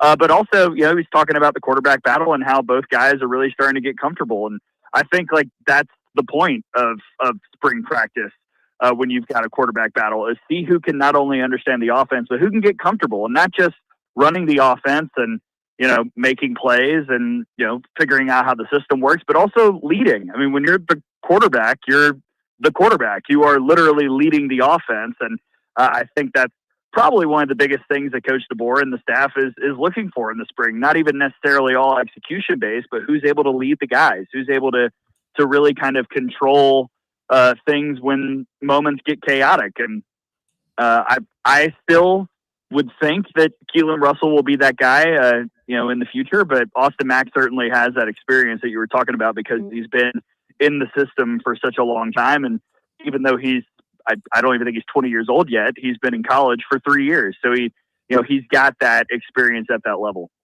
He does. And let me ask you this, because you spent time calling some plays for some offenses at one point in time before you got the headset on. But tell me this, Gray, if you're Ryan Grubb or Kalen DeBoer in this situation, you got these two guys, and you have a young, very talented player in Keelan Russell that you see the vision. He's everything that you thought you were getting when you brought him out of high school, but he's still kind of getting up to speed. He's still kind of getting acclimated to the college level, right? Learning how to read defenses, getting a better command of this offense, right? There's a lot of, install that he's got to download and process, right? It's a big offense, and it's not easy, right? I can tell you from speaking to a number of those offensive guys. I mean, this offense is a pretty complicated offense. Then you got, on the other hand, Austin Mack, who you've had for a number of years now in your system. He came to Washington early as a young player. I mean, you recruited him at a young age, and he's been sticking with you, and he's done some really good things. But he's got the young, talented, I guess, redshirt freshman on his heels. If they're neck and neck, which it feels like they're really kind of going back and forth in this whole thing, how would you make that decision, Gray? Would you go with the older guy who might have slight more command just because he's been in the system a little bit longer, or would you say, you know what, since they're so close, I'm going to go with the young guy who I feel like has more potential, might have a few more growing pains, but we feel like he can ultimately help us get a little bit further on where we want to go? That is the $1 million question. I think honestly, I think you got to kind of read the room a little bit. You got to kind of see, like, one of the things that I always like to hear about a quarterback is, he's won over the locker room. And that's something you can attest to. Like, when a guy wins over the locker room, that's your guy. I mean, that's your boy. Like, you will do anything for that guy. And multiple people can quote unquote win the locker room, but it's one guy who wins the locker room more or less. And so I think you got to thread that needle a little bit and find the guy that, the rest of the team truly believes in. And sometimes it is the guy who maybe isn't as flashy and isn't as dynamic, but is experienced and still very, very good. Or sometimes it's, the young firecracker who will maybe throw 2 just heinous interceptions, but make 3 or 4 plays that make you wonder how a human being can be that athletic. And I don't think that there is an answer that I can give, honestly, because I'm not in the room. And that's something that the coaching staff and the rest of the guys on the team will have to help facilitate. Yeah, and it's going to be interesting. Coach DeBoer spoke a lot about these guys recently, and he talked about that aspect you're describing, the whole leadership deal and how it's important for guys to step up and lead. And he mentioned that both these guys, they do it in a little bit, different ways. So it's interesting to see how that piece is coming along. But he also mentioned when he was on Hey Coach with our guy Roger Hoover and Tyler Watts, he mentioned that, hey, you got 2 guys that are very competitive. Or he might have mentioned this when he was talking with Josh Pate. It was one of them. But basically what he said was these guys are all in on this battle, and they're very competitive. And one guy is ultimately going to be extremely, shattered, because the only one guy can win this job. We know that. But he also alluded to the fact that whoever does in fact win it needs to understand it's not just going to be like, signed, sealed, and delivered when they do in fact name a starter, almost opening the door to saying maybe, we might softly name a starting quarterback, but we feel so good about both of these guys that there's probably going to be an extremely short leash, whether it's Austin Mack, this, quote unquote veteran here, or the young phenom quarterback and Keelan Russell. So definitely going to be interesting, especially following A-Day when everybody gets to publicly see them for the first time since the spring has started. We're joined by Gray Robertson of the Crimson Tide Sports Network, also SEC Network. You mentioned Ryan Coleman Williams joining you guys in the booth over at softball. Give us a little update on softball, man. Number 1 ranked team. They've been crushing it. And tell me real quick, how did that come about? Did he just pop his head in there? Is he a big softball fan? How did Ryan Coleman Williams end up with a headset on and helping you guys call a game, it sounds like? CTSN hit us up and said, hey, Ryan Coleman Williams is going to join you in the second inning of game 2 of the Texas series. And I was like, all right, I hope he's ready for me to ask him some softball related questions, because I'm not about to let somebody just roll in and, get comfortable. We're here to work. It's, number 1 Texas in town. We're going to have a big old time. And I'll tell you what, first off, Ryan was awesome. And not only did he fill us in on a lot of football stuff, but we talked about a lot of, the mindset of an athlete, especially as it pertains to that situation, Alabama taking on number 1 Texas. And then he also was present for the rally. I mean, game 1 against Texas could not have gone worse for Alabama. You had, the big stage. I was on the TV side. We were super excited for the game because it was such a big moment, and 1 versus 5 in the ESPN poll at the time. And Texas ace Tegan Cavan came in and threw the best game I have ever seen from her live. And I was there last year at the World Series every game when she mowed through with an ERA of 0 to win the national championship. And I thought Thursday was the best that she had ever thrown. Everything was working. She was executing every pitch. And you leave that when Texas wins 9-1 going, uh-oh. I mean, that this is a team that has done so much, but this was the first kind of one of the huge big dogs in softball that Alabama had played, and they hadn't met the moment. And then game 2 happens. You go down 4-0. You're really wondering, all right, like how in the world do you dig yourself out of this? And it was a magical moment where it just all clicked into place. I mean, you had 2-out production, 10 runs with 2 outs in game 2. You had the big 6-run second inning. You had better at-bats, better execution of the plan. You had Vic Moten get the start, get chased because of walks, come back in, and as a freshman show some of the best gumption that you'll ever see in the circle. Defense was outstanding. and then game 3 to follow it up after such an emotional night the night before. And I've covered a lot of teams over the years across the country who've had big emotional wins and come back the next day and been flat. And Alabama was the total opposite. And it really showed that this team belongs in the conversation. And I think a lot of us behind the scenes have been saying that, for a while. We felt, even as long as 2 years ago, like, hey, 2026 is a year where Alabama can do some special things. And we saw a lot of signs of that this year. And I think it was confirmation for a lot of folks within the program that, the first 30 games of the season showed us that this team is capable. But this past weekend against Texas showed the softball world that this team is capable. And that's why they're number 1 in the Softball America poll. They're getting more first place votes than Oklahoma and should probably be Texas Tech, but more first place votes than Oklahoma in the ESPN and the coaches poll. And they're right now the buzzy team in the sport ahead of a series at Auburn this weekend that is a little trappy, but also one that I think Alabama is very capable of winning, if not sweeping. So it sounds like we got the Iron Bowl of softball this weekend. Definitely need to add that to the list of things that need to watch, man. Like you said, the Masters, of course, A-Day. Now we got the Iron Bowl of softball, man. Really eventful weekend we got here if you're an Alabama fan. I want to ask you about another sport, and that is baseball. Quite the turnaround, Gray, since the last time we spoke. I think they dropped one to, I don't know if it was South Alabama or who it was, smaller school, I think a midweek game. People were, I guess the frustrations were growing. However, since then, man, they got into SEC play, and they have been pretty much lights out. I mean, they've been doing their thing, and now they're a top 10 team themselves, Gray. What have you made out of this, I guess, rally from Alabama baseball? I have been very impressed. And, I was doing the Florida series on the radio side right after that South Alabama midweek loss. I'm putting together the numbers and getting the board done, putting my folder all in its place. I'm looking at all the stats. I'm like, oh my goodness, like this is going to be a weekend that could be tough for the team based on how they played throughout the year. And I'll tell you what, they did an excellent job of enforcing their style on Florida and then doing it to Auburn and then doing it to Oklahoma. And it really was all kind of sparked by Tyler Fay's perfect game, his no-hitter, which was, the first time one man had done that over 9 innings in Alabama history since I think 5 months after Pearl Harbor.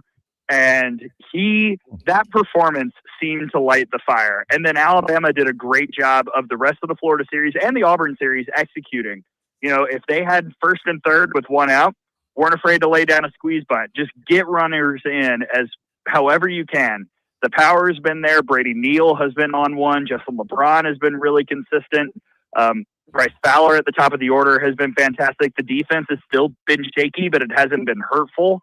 And they've just continued to find ways to win, gritty ways to win against a very, very tough stretch in SEC play. And now it's so fascinating because it's quick how it all turns around. I mean, going into the Florida series, you're looking at an Alabama team that's in the 40s in the RPI, and you wonder like, hey, they keep this current pace. At large bid, maybe, probably, but can't say for certain. Now we're talking about a team that is comfortably in mid-ish March in the hosting conversation, if not a top 8 national seed conversation, and that's a credit to this coaching staff for not saying that some of those close early wins in the non-conference were good enough. I remember Coach Vaughn after I did the Alabama State performance at home where Alabama won 2-1. Both runs were unearned that the Tide scored. You win the game, but Coach Vaughn comes on post game and says, like, this is not this team. This is not how we have to play. We have better. Did all the right things. And this coaching staff went to work. The players understood the mission, and they have really started to click on all cylinders. And now it's amazingly one of the most dangerous teams in the SEC.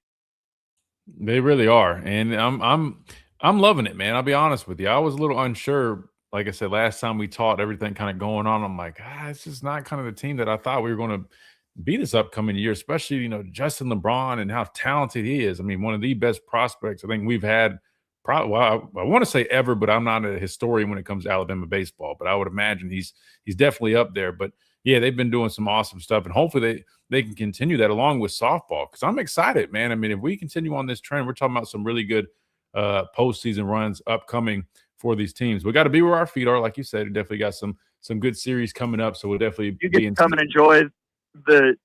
Oh, I'm sorry. Pardon me. Go ahead, Christian. No. Go ahead. Well, I was just going to say, I love that Coach Vaughn brought up that, now that basketball is over, you got the two phenomenal shows in town to watch. You don't have to pick one. You can do both. You check the schedule. There are ways to go to baseball and softball. And I think both of these teams deserve that support because this is as strong an overall spring on the diamonds in both sports as I can remember. Oh, yeah.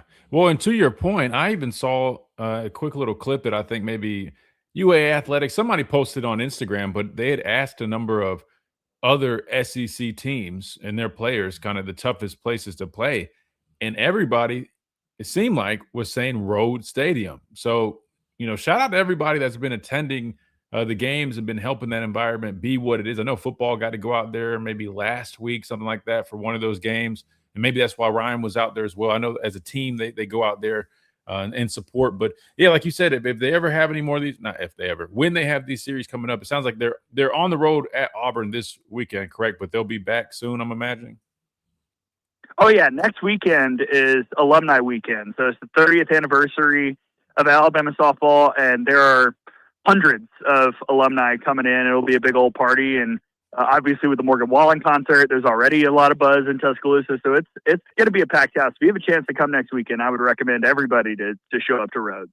Love it, man. Love it. We'll definitely keep pushing. And we'll have to get Coach Murphy on here too to talk about all the great stuff that they're doing, man. Gray, I appreciate you jumping on here and filling us in, giving your thoughts on the Alabama football quarterback battle. But, of course, always getting all of your great insight on baseball and softball. Of course, you know way more about those than I do. So I love letting you break it down for us. You do a great job. And hope you have a great call this weekend and everything you got going. And we'll look forward to talking with you soon here on the show, brother. Yes, sir. Thanks, Christian. Absolutely, man. Thank you, brother. Our guy, Gray Robertson of the Crimson Tide Sports Network and SEC Network, who joins us here regularly on the show. Also, co-host I'm his co-host, I should say. Gray hosts it right over on the Crimson Tide Sports Network for the Alabama football post-game show that we enjoy doing. So really good stuff there. We got to hit a timeout. We come back. We keep on rolling. If you guys want to get on this conversation, we were talking about the whole Earl Little Jr. thing with his comments, man. I know we got a bunch of comments in the chat, but if you guys want to jump on the phone lines, 205-342-9904. Plus, we'll start reading some of these chats, and we'll keep the conversation going right here on the Miller's Edge, Tide 100.9, 1230, WTBC.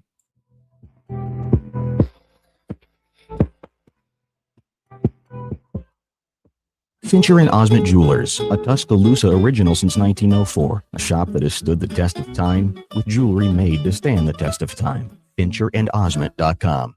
Do you have cracks or potholes that are dragging down your property's appeal? Hey, I'm Christian Miller, and at Asphalt Restoration, we transform driveways and parking lots with expert repairs, new paving, or resurfacing. Fast, durable, and family-owned quality that you can trust. Don't let small issues turn into big expenses. Call 205-393-9149 for your free estimate today. That's 205-393-9149. Asphalt Restoration, where smooth roads start. Roll Tide. Hi, I'm Chris Stewart. Welcome to the Townsend Honda pre-owned clearance event. Get new car protection on pre-owned certified vehicles. Sorry, guys. I was trying to pull something up real quick. Let's see.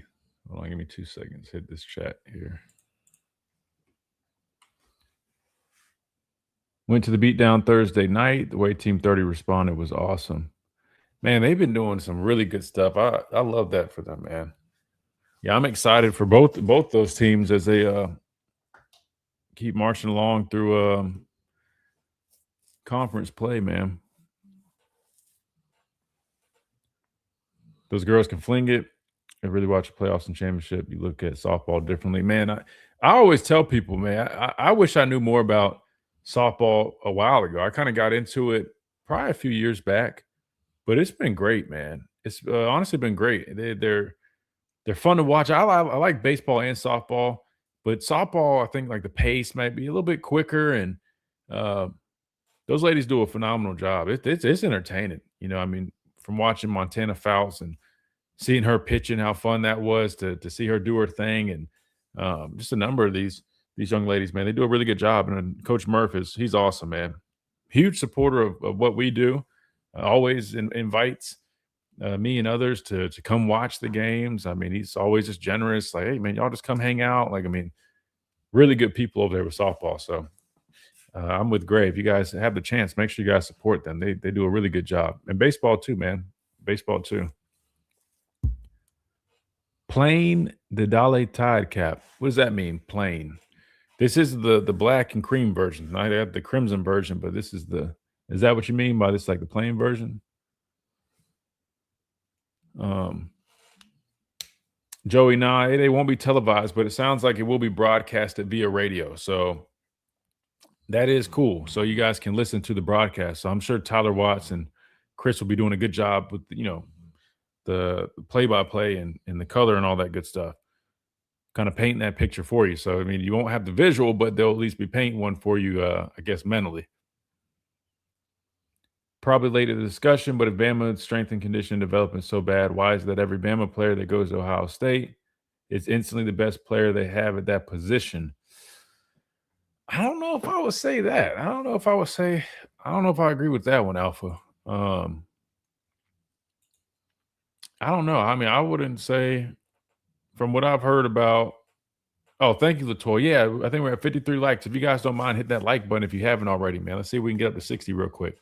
You guys have been doing great on the likes. And thank you so much for all y'all's reminders in the chat, man. Yeah, I don't know if I would say everybody that transfers there is automatically the best player. Look, I just put it like this, man. Like, I'll bring up this conversation in a second. I respect Ohio State as a program. If we're being stacked up against them and sometimes it falls in their favor. I mean, I'm just a realist. I'm not mad at that. I mean, you're talking about a very good program. And I think somebody brought that point up via Twitter. So maybe we can talk about that. That might kind of ruffle some feathers, but hold on. We'll see.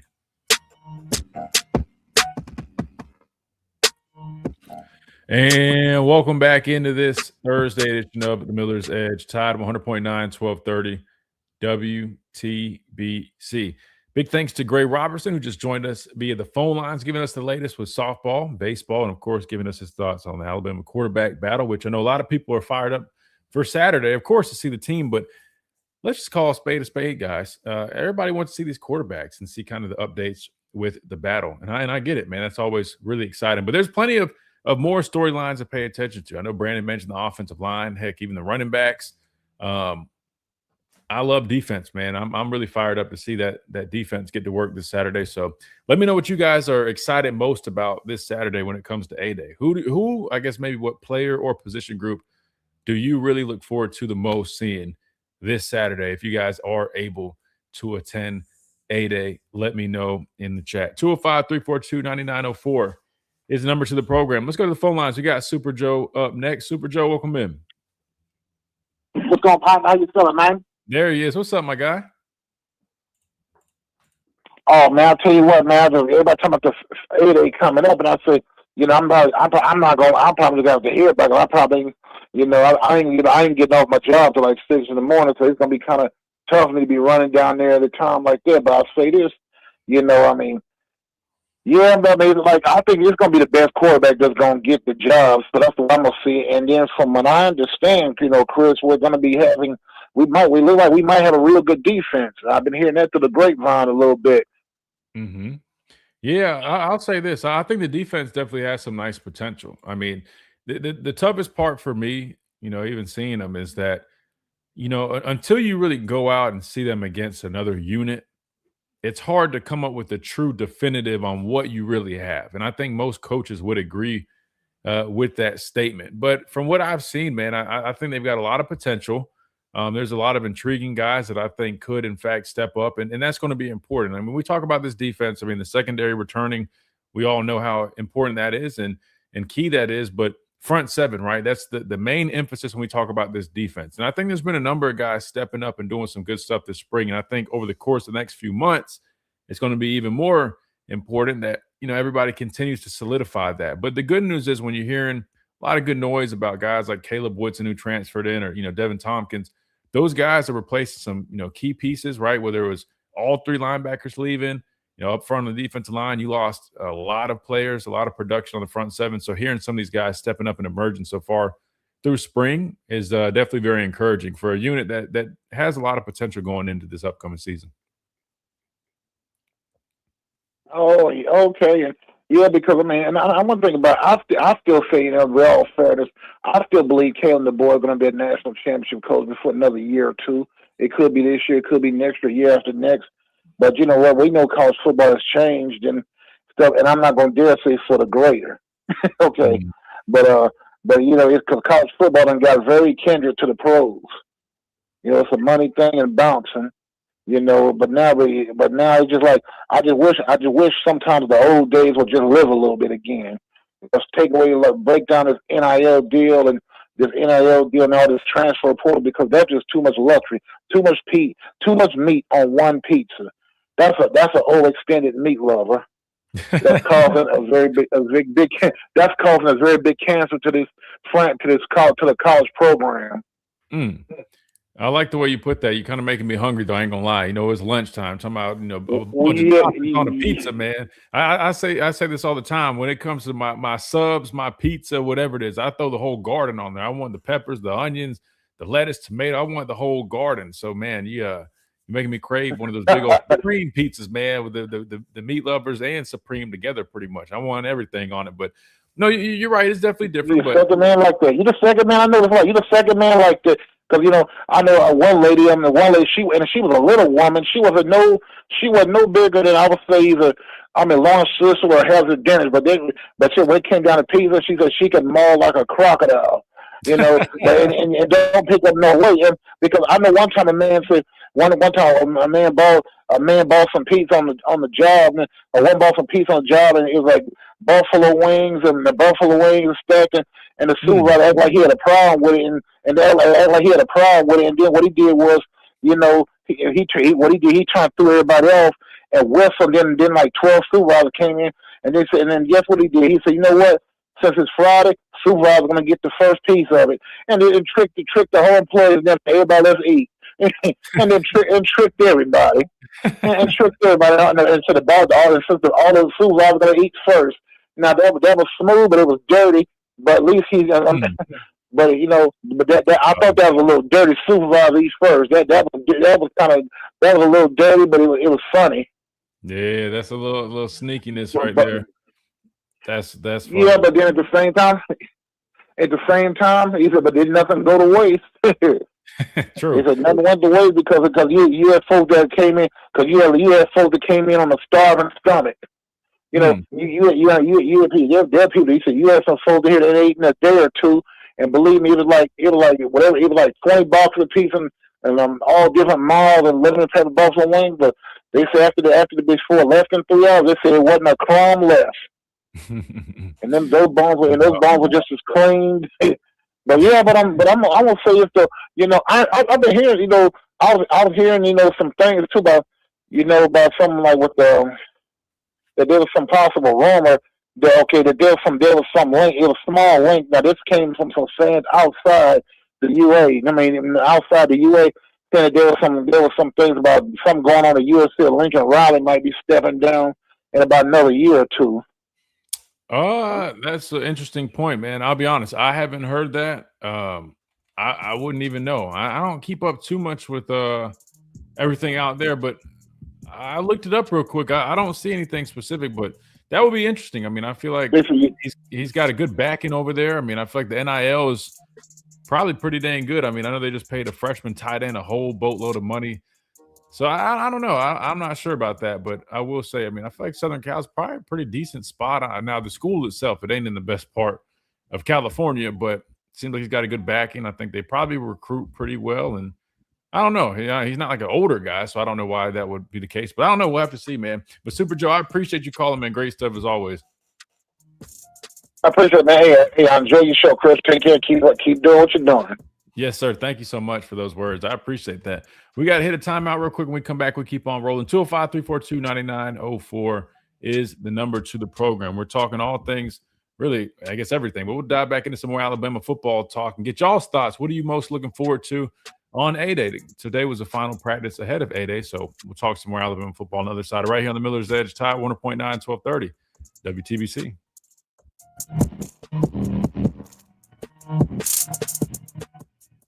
Do you have cracks or potholes that are dragging down you? Let's see. All right, we got another vote for one. So Piano Man will be at 8A. Good stuff, man. Hopefully we can run into a number of you guys out there. That would be cool. Margarita Festival, Dwight. Yeah, I saw that, man. I don't drink, but I'm sure there'll be some food trucks nearby. I mean, if there's margaritas, there's probably going to be some street tacos, and I'm always down to eat some street tacos, so that would be cool. Is it after 8A? When is it? When is that? Or is that the following weekend?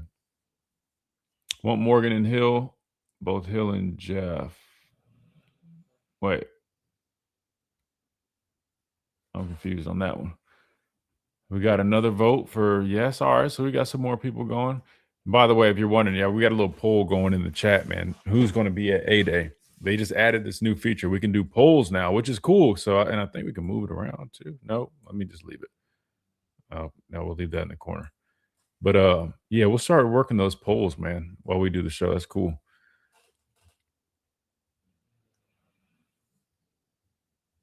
Wait, probably a good idea not to broadcast the spring game. Might implicate what the real progress is. Got a pretty good snapshot of that versus FSU last year.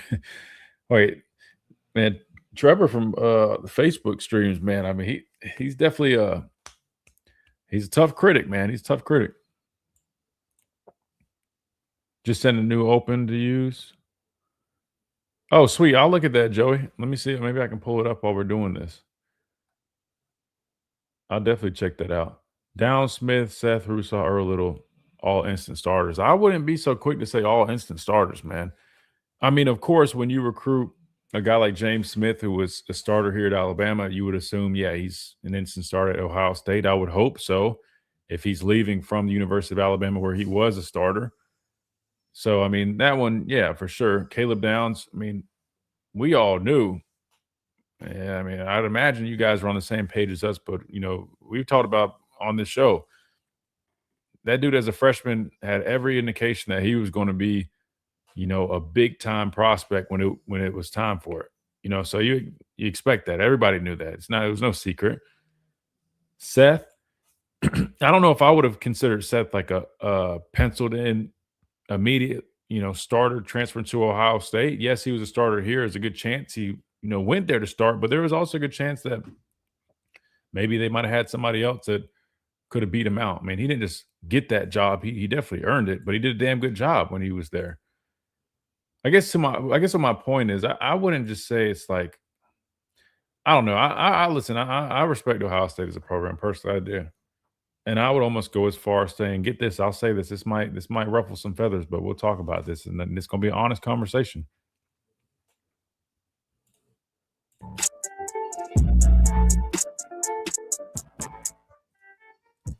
And welcome back into this Thursday edition of the Miller's Edge, Tide 100.9, 1230 WTBC. Let's circle back real quick to, you know, we were talking a bunch about the whole Earl Little situation, or not situation. He was asked about Alabama compared to Ohio State. Basically said everything is a competition here, especially the weight room. We didn't really compete like that in the weight room at Alabama. Personally, I disagree just from what I know, and I'm not talking about my time in the weight room. I was even saying like what they do now based off of what I've seen. But, you know, again, everybody's entitled to their own opinion. However, it kind of brought up some interesting points because there was a lot of discussions, as you would expect, from a lot of fans online after hearing Earl Little's comments. But there was one, Reed, I'm going to get your thoughts on this because this might be a little bit of this might ruffle some feathers if we're being completely honest here. But there's some people kind of comparing the two programs after his comments were made, because I know we even had a response, I think, and it basically was saying, hey, well, look at the players that Ohio State is pumping out right now. Like, look at the guys that just attended the NFL Combine. You know, look at Sonny Styles and Arvell Reese and, you know, the Caleb Downs, right? I mean, look at these prospects that they have this year. I mean, these guys, like those, just the linebackers alone, they're freaks. They're 6'4", 6'5", 240. I mean, setting records. I mean, they run like deers. I mean, they've got some really, really good football players up there at Ohio State. There's no denying that. But I saw this tweet from Bama perspective on X, and I think they were responding to someone kind of comparing the two programs, right? This was not just about the weight room. This is more so about the programs themselves. And I thought this was an interesting tweet. I'm gonna throw it here on the stream screen. That way you guys can see it. Hopefully I can zoom in. That way you can read it as well. It's a lot of information, but it does read. I'm gonna skip down, basically saying that if you look at the two seasons under Kalen DeBoer over the past 2 years, so again, they're comparing the past 2 years, right, between Ohio State and Alabama. I want to preface by saying that because I know sometimes when we talk about comparing programs, like in their current status, the problem is people immediately they hear Alabama, especially when I'm talking about Alabama fans. They hear Alabama and they immediately jump to 18 national championships, all the SEC championships, all that good stuff. And like if you're talking about historically, like Alabama's, in a place of its own pretty much at this point. But if you're saying the current status of programs, there is an argument to be had here. So basically, Bama Perspective goes on to say that, yes, Ohio State is definitively a better program right now. Does it mean it will be that way forever? No. And so here's some of these comparisons. 2024, right? Again, just past 2 years. Final AP Top 25, Ohio State won, Bama 17. Result, Ohio State won the college football playoff, national championship. Bama ended up losing the ReliaQuest Bowl to Michigan. Final record, Ohio State was 14-2. Alabama was 9-4. Recruiting rankings, Alabama finished 3rd. Ohio State 4th. Portal rankings, Bama 21st. Ohio State 24th. First round picks, Ohio State had 4. Alabama had 2. Total draft picks, Ohio State had 14. Alabama had 8. Right? So if you go off of those categories that they mentioned, that would give Ohio State 5 wins. Alabama 2. In 2025, final top 25 in the AP, Ohio State 5, Bama 9. Result, Ohio State lost by 10 in the quarters as a 2 seed to the national championship runner-up. Bama lost by 35 to the national champion, which was Indiana, same common opponent. Final record, Ohio State was 12-2, Bama 11-4. Recruiting rankings, Alabama 3rd again. Ohio State was 5th. Portal rankings, Ohio State was 5, Bama was 16. First round picks, and this is projected. So this is clearly hasn't happened yet. They gave Ohio State 6 and gave Alabama 1. Could be 2. We'll even go 2 just to boost it up. Say it's Ty Simpson and Caden Proctor. That's still the edge going to Ohio State, top 100 picks. Again, this is just, a prediction. Ohio State 7, Bama 4. Ohio State would also win again in 5 of the categories to Bama's. I'll just give them 2, right? So if you're comparing the two programs over the last 2 years, that was all of the data that, again, Bama Perspective used. I just used their tweet here because I thought it was interesting going off of the whole comments from Earl Little, which leads me to my question for you guys. Are you guys ready to say that over the past 2 years, you would be willing to put Ohio State ranked ahead of Alabama in their current status as a program? Reed, I'm going to open the floor, man. I know that's throwing a lot at you, and I know that's probably going to ruffle some feathers. Gosh, Christian. Hey, listen, I mean, here, you want me to answer first? I'll answer first. I'll let you follow up. But I was being kind. I know you hadn't spoke a whole bunch today. I'll say this, and it's going to ruffle some feathers, but if you are completely honest with what we have here over the last 2 seasons, again, I'm not talking about total history. We're only talking about the last 2 seasons. If you're being transparent, Ohio State would be ahead of Alabama in terms of the current state of the program. That's coming from me, and I'm a former player. Now, I'm not trying to get Damian Harris, so you guys don't go, raising pitchforks coming at me, man. I get it. People get frustrated hearing that. However, it's just like Bama Perspective said. That don't mean it's always going to be like that. That don't mean like it's going to be like that this upcoming season or in the future. However, when I saw that, I'm like, man, that is refreshing to hear somebody be able to be completely honest. I think that's being honest and being real. I mean, like, again, from the draft picks to what they've done. They won a national championship just 2 years ago. Last year, I want to say, I guess it was the same. Wasn't it the same? No, it wasn't the same round. It was the next round, right? No, it was the same round because Ohio State lost to Miami. Ohio State lost to Miami, and we lost to Indiana, who went on to win it. But they did play Indiana, right? And that game looked a little bit different than ours. I'm not even leaning too much into that. I'm just going more so off of kind of the two programs. Now, I will say this. Now, there are other factors that you should include, like the schedule. So when you're comparing records, I will say Alabama's got a much tougher path. So that is something that needs to be pointed out. I'm not going to, completely just ignore that fact. However, everything else included, when you talk about the draft production, I think if you're just being honest, you can say that. Just like, when people used to get mad, and I got it, because the way David Pollack used to be saying that, he was saying like king of college football, or I don't know, whatever the comment he was making, and saying it in front of Coach Saban, that was one thing. But if we were being transparent, at that point in time, Georgia coming off of 2 back-to-back national championships, if you're just being completely honest with you, Georgia was currently ahead of Alabama with the current state of the program. Now, I know some people might not want to hear me talk about this, but again, I'm just a very honest person, and I don't think it's not disrespect. It's an honest reflection that as a program right now, we're a little bit behind Ohio State. Not far, just a little bit behind. It doesn't mean we're not going to get back on top of that, but I just think where things stand, I actually would agree with that. And again, I'm not bringing that up to annoy people or bother them ahead of A-Day. It's just I thought that was interesting because I don't really see a whole bunch of people that are willing to be that upfront and honest about stuff sometimes. And so I was like, man, let's bring that up on the show and see what our listeners think about it. Because to me, like, listen, I'm the type of person, man, shoot me straight, right? Good, bad, ugly, just tell me the truth. And so if I'm Alabama and I'm looking at that, which I know they don't care about that, their goal is to win championships, not to say, oh, how do we rank up to these people necessarily?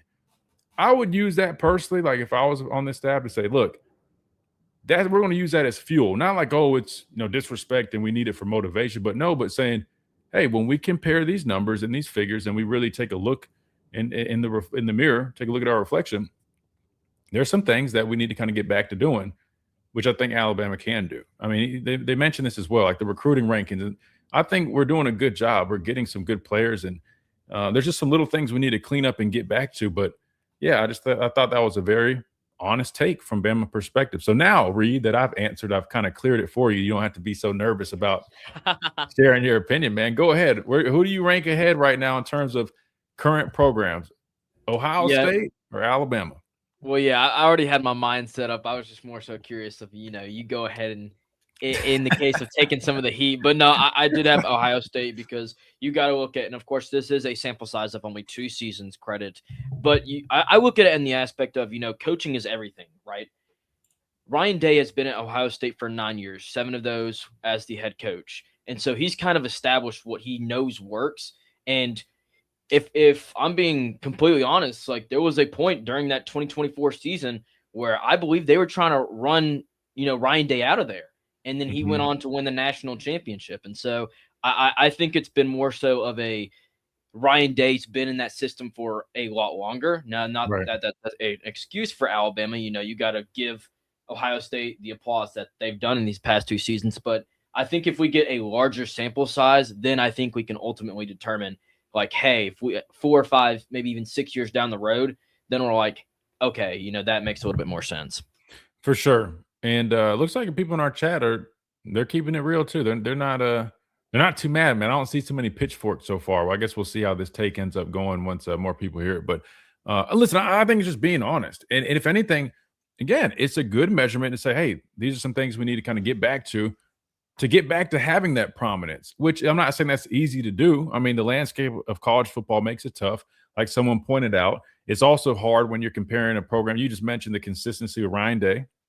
He's been at Ohio State a lot longer than Kalen DeBoer. He's had time to kind of really get things going. And it's not like he was an outsider coming in. You get what I'm saying? I mean, like he's got ties there. So a little bit of I get it's apples to oranges. I just saw this tweet in response about this whole Earl Little thing, which I knew we were going to talk about. Now it's like maybe we can also kind of discuss that because they only went the past 2 seasons, which is fair, which I'm not 100% sure what went into like maybe only choosing the past 2 seasons.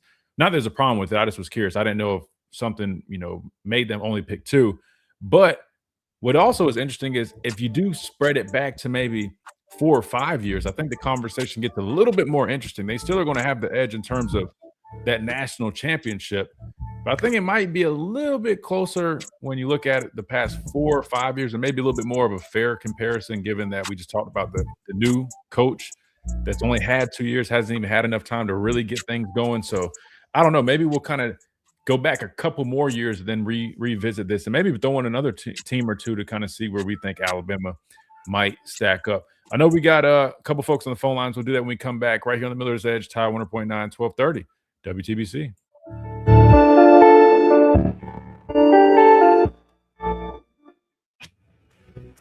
Coming up on the game. I didn't even see that. So it looks like we got Miguel on the phone lines and looks like George maybe. For some reason, man, I'm not even trying to be funny, but I feel like Miguel might be like my brother trying to be funny and troll. I'm not even kidding. Something just tells me. Something just tells me now. If we have a legit Miguel on the phone lines, I love it. Definitely probably a first time caller. I remember that name. But knowing, oh wait, he said he did not sound like a troll. Let me stop because he might not be a troll. All right, good. Regardless, we're going to take it. But the reason I bring this up was I just was talking to my brother yesterday about like the name. I was playing around and mentioned the name Miguel. So now I'm like, man, I promise if he's up here fooling around. Compare SEC teams to Bama. Yeah, I was going to say, well, let's throw another team. All right, well, we throw Georgia in the equation. That one's going to be interesting, though, because Bama has the head-to-head advantage over Georgia over the last several seasons. You know what I'm saying? So, like, that's a good one. Maybe I don't think we have enough time to do that because we're going to squeeze in these phone calls. But I would say the head-to-head against Georgia, man. So if you compare Alabama to Georgia, if we're just going over the last 2 seasons, man, Alabama's what, 2-1 versus Georgia over the last 2 seasons, right? Alabama's got the edge on them during the regular season, but Georgia, beat us out in the SEC championship game. And Georgia's also back-to-back SEC champions. Man, let's say we'll save that one for tomorrow. That's a damn good, and that way I can do some more homework. But that's a good one. I mean, how do you stack those up? I hate to say it. Part of me wants to lean Georgia because they've got the 2 SEC championships under their belt over the last 2 seasons. But then, of course, Alabama's got the 2 regular season head-to-head wins over Georgia. So I feel like I would get a lot more pushback on that. I know fans would give me a lot more pushback. I don't know about the Ohio State one, but if we just let's bump it back 5 years, man. I have to give the nod to Georgia because how many years was it? So yeah, that would include because they went back to back in what? Because we won in 2020, they won in 21 and 22. So they went back-to-back in 21 and 22. Then that's when it was 23, 24, 25. Those were all Big Ten teams. And we go back the last 5 years, that would go back to when they first won in 21. So I'd have to give the nod to Georgia. If we're saying the past 5 years, I got to give the nod to Georgia as having an edge on us currently as a football program. Just me being honest. If we're saying the last 2 years, that gets a little tricky. That gets tricky because I want to give them their credit for the 2 back-to-back SEC championship games, but we also beat them in the 2 head-to-heads during the regular season. So that one might be a wash, guys. That one might be a little bit of a wash. If I had to choose one, I probably would give the nod to Georgia only, even though we have the head-to-head over them. But if we're saying this at results-oriented, I put stock in the SEC championship game. I know people don't really give a crap about it like that no more, but I would probably give them a slight edge. But again, I think it's like neck and neck. And I don't have no problem admitting stuff like this. I don't take stuff like this personal. And welcome back into this Thursday edition of the Miller's Edge, Tide 100.9, 1230 WTBC. Man, we've been having some great conversation, just kind of just brewing naturally. It's been really fun. Let's do this. Let's hit the phone lines real quick. 205-342-9904. We got Miguel up first. Miguel, welcome in. Good afternoon. Good morning, Christian. How you doing? Good, man. How's everything going with you? Is your first time calling? Yes, it is. But I listen to your show every day. I listen to your show every day. Thank you so much. I want to piggyback on what you're talking about, the situation with Ohio State last couple of years. Mm-hmm. They're winning their winning season is good because we had a lot of people that hit the portal that went to Ohio State, like a couple of Alabama players, like the safety or the corner that went. Mm-hmm. Now he's part in the for the draft now, and they had the quarterback from California that was committed to Alabama, Julian Saban. Yep. Now he's a junior, so Alabama's their team is quite dwindling because of the retirement of Nick Saban.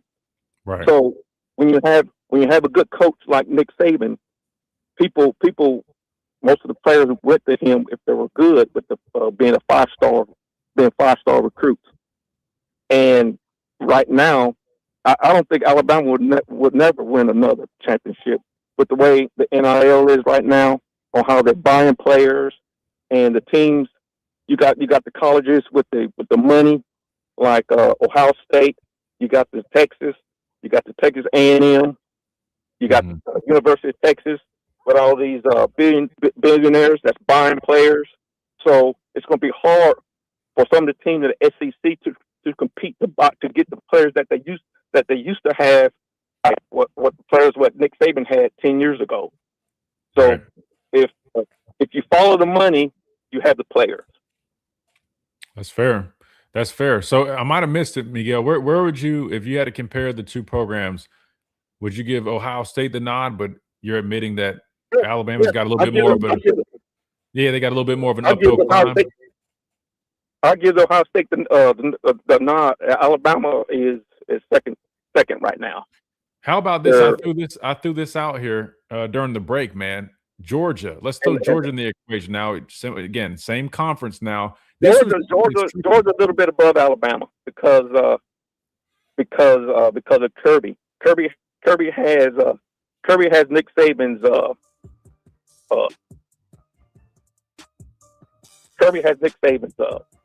kind of DNA. He's a disciple of Nick Saban, so he's gonna have Nick Saban's philosophy in playing football. Yeah, and we can expand on that tomorrow because I thought that one's interesting, and I'll say this real quick, and I appreciate you calling, Miguel. Yeah, I mean, you look at the two, man. Oh, go ahead. Yes. You got the Ohio State, you got the Georgias, you got the Texas, even you got the A&Ms because they got the money. That's true. So Alabama's going to fall because of the money. The people that are alumnus, they need to give money to the program, just like people give money to the programs in Texas. Yeah, we definitely need to keep on digging those pockets as much as possible to keep up. Miguel, I appreciate you calling, man. Great stuff, and I appreciate you calling for the first time and listening, and hopefully we can talk soon. Thank you.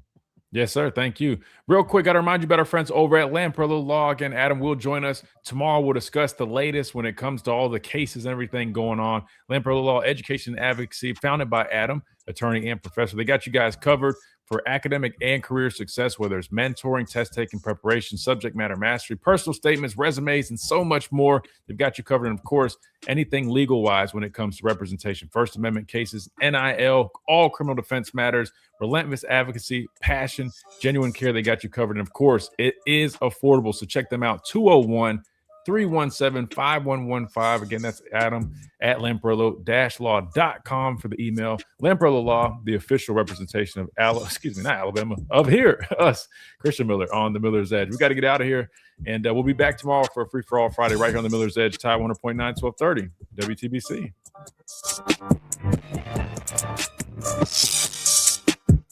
You've been listening to the Miller's Edge, tackling sports daily. Appreciate it, Reed. Sorry, I was like trying to get that out, man. I always it's the last one I try to get to just because it's always hard for me to pull it up, man. Let me respond to a couple of these real quick before we get out of here. Man, listen, that's some good. We've had some really good conversations. I appreciate you guys because we've had some really good responses, some good insight, and I don't know, these conversations just been kind of coming up naturally, but I've enjoyed it, man. Last SEC Natty, or last SEC championship was against them in 23. And that's true. So if we're going back last 5 years, I will give the nod to Georgia. Last 2 years is close. I probably would still say Georgia slightly edges us out, just with the 2 back-to-back SEC championships over the last 2 years. But definitely very close, in my opinion, with those 2 head-to-head wins over them. Where do you get a hat like this? Man, we've had a number of people asking about the hat, man. So real quick, because I know some people don't understand. So it says Dale Tide, which means it's like basically saying roll tide in Spanish. Dale is more kind of like let's go. It's almost like let's go tide, but like there's no like direct translation for like roll tide. There is, but it doesn't sound right. It would sounds kind of funny. So Dale Tide is like the best translation. So basically the roll tide in Spanish. Where do you get one? I actually have them custom made. I was thinking about like, selling them, but yeah, unfortunately it's custom made. I mean, I helped one of our listeners design one for himself. I can try to do that with you as well. But if you guys like them a lot, man, if you guys want to, get on the kind of Spanish train, man, kind of mix it up. I know it's not everybody speaks Spanish, but it's just kind of cool to kind of have something a little bit different, man. I'll definitely be happy to look into that. Start getting them, made. That way you guys can get your hands on them. Appreciate you, brother. Appreciate you being in here, man. Bama just needs the right coach. Money alone doesn't win championships. Listen, I think Coach DeBoer can have success here. I mean, I'll say this: sell them. Yeah, I mean, if I think people actually, a lot of people ask about it, so I'll look into it, and I'm gonna change it up a little bit. I wanted the font a little bit thicker. But yeah, I'll definitely kind of get on to the Dale Tide hats. But no, I think Coach DeBoer can have success here. I think he can win here. Now, does it look a little bit different? Yes. He's a different coach. He's got a different system. He's got a little bit of a different culture. He doesn't have the same persona as a guy like Coach Saban. You know what I mean? That doesn't mean he can't win here, or that doesn't mean he can't have success here. I know a lot of people, and it's different. It depends on who you ask. I mean, a lot of people are extremely confident with Coach DeBoer and what he can do here. There's another side of it that don't have a whole bunch of faith, and they lean a little bit more into some of the shortcomings that we've seen. And I see both sides. But I think at the end of the day, I mean, there's 1,000 ways to skin a cat, and I think most importantly, it's not just one man. Even though all the attention falls on the head coach majority of the time, the coordinators too, but he's going to get all the praise and all the blame for the most part, just like the quarterback position on the roster. But I'll say this, even though Coach DeBoer is probably not like when I say not the most ideal fit for Alabama, I'm not saying that he does not fit here. I want to be clear. When I say that's probably bad wording. I shouldn't say not the ideal fit. I should say more like he's a little bit different of a fit that some might expect to be at Alabama, right? When you go from Coach Saban the last, what was he here for? 17 years or whatever it was. And he does things a certain way and you see it have such success. I mean, naturally everybody is going to say like, oh, that's what Alabama needs. They have to have that. And I understand that.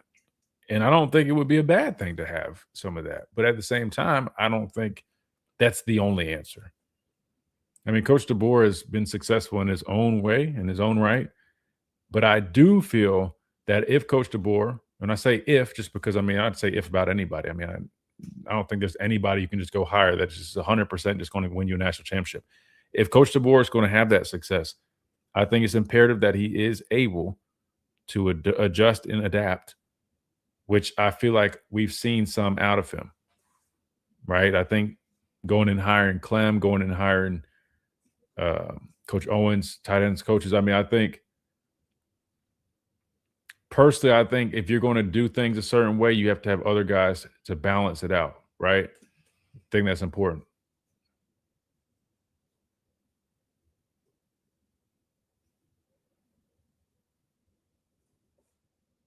Well, I'll say this. Wait,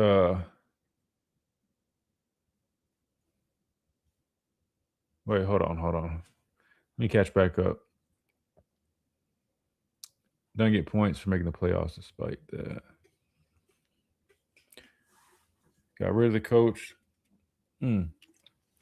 I see what you guys are saying. This is how I say it. or this is how I view it. Sorry, I'm a little tired, so bear with me.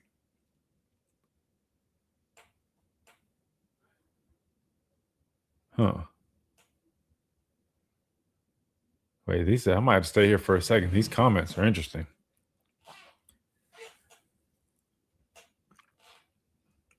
I'm kind of split on this one, right? Like, I'm not going to sit here and throw all the blame on the lack of running game entirely on Coach DeBoer.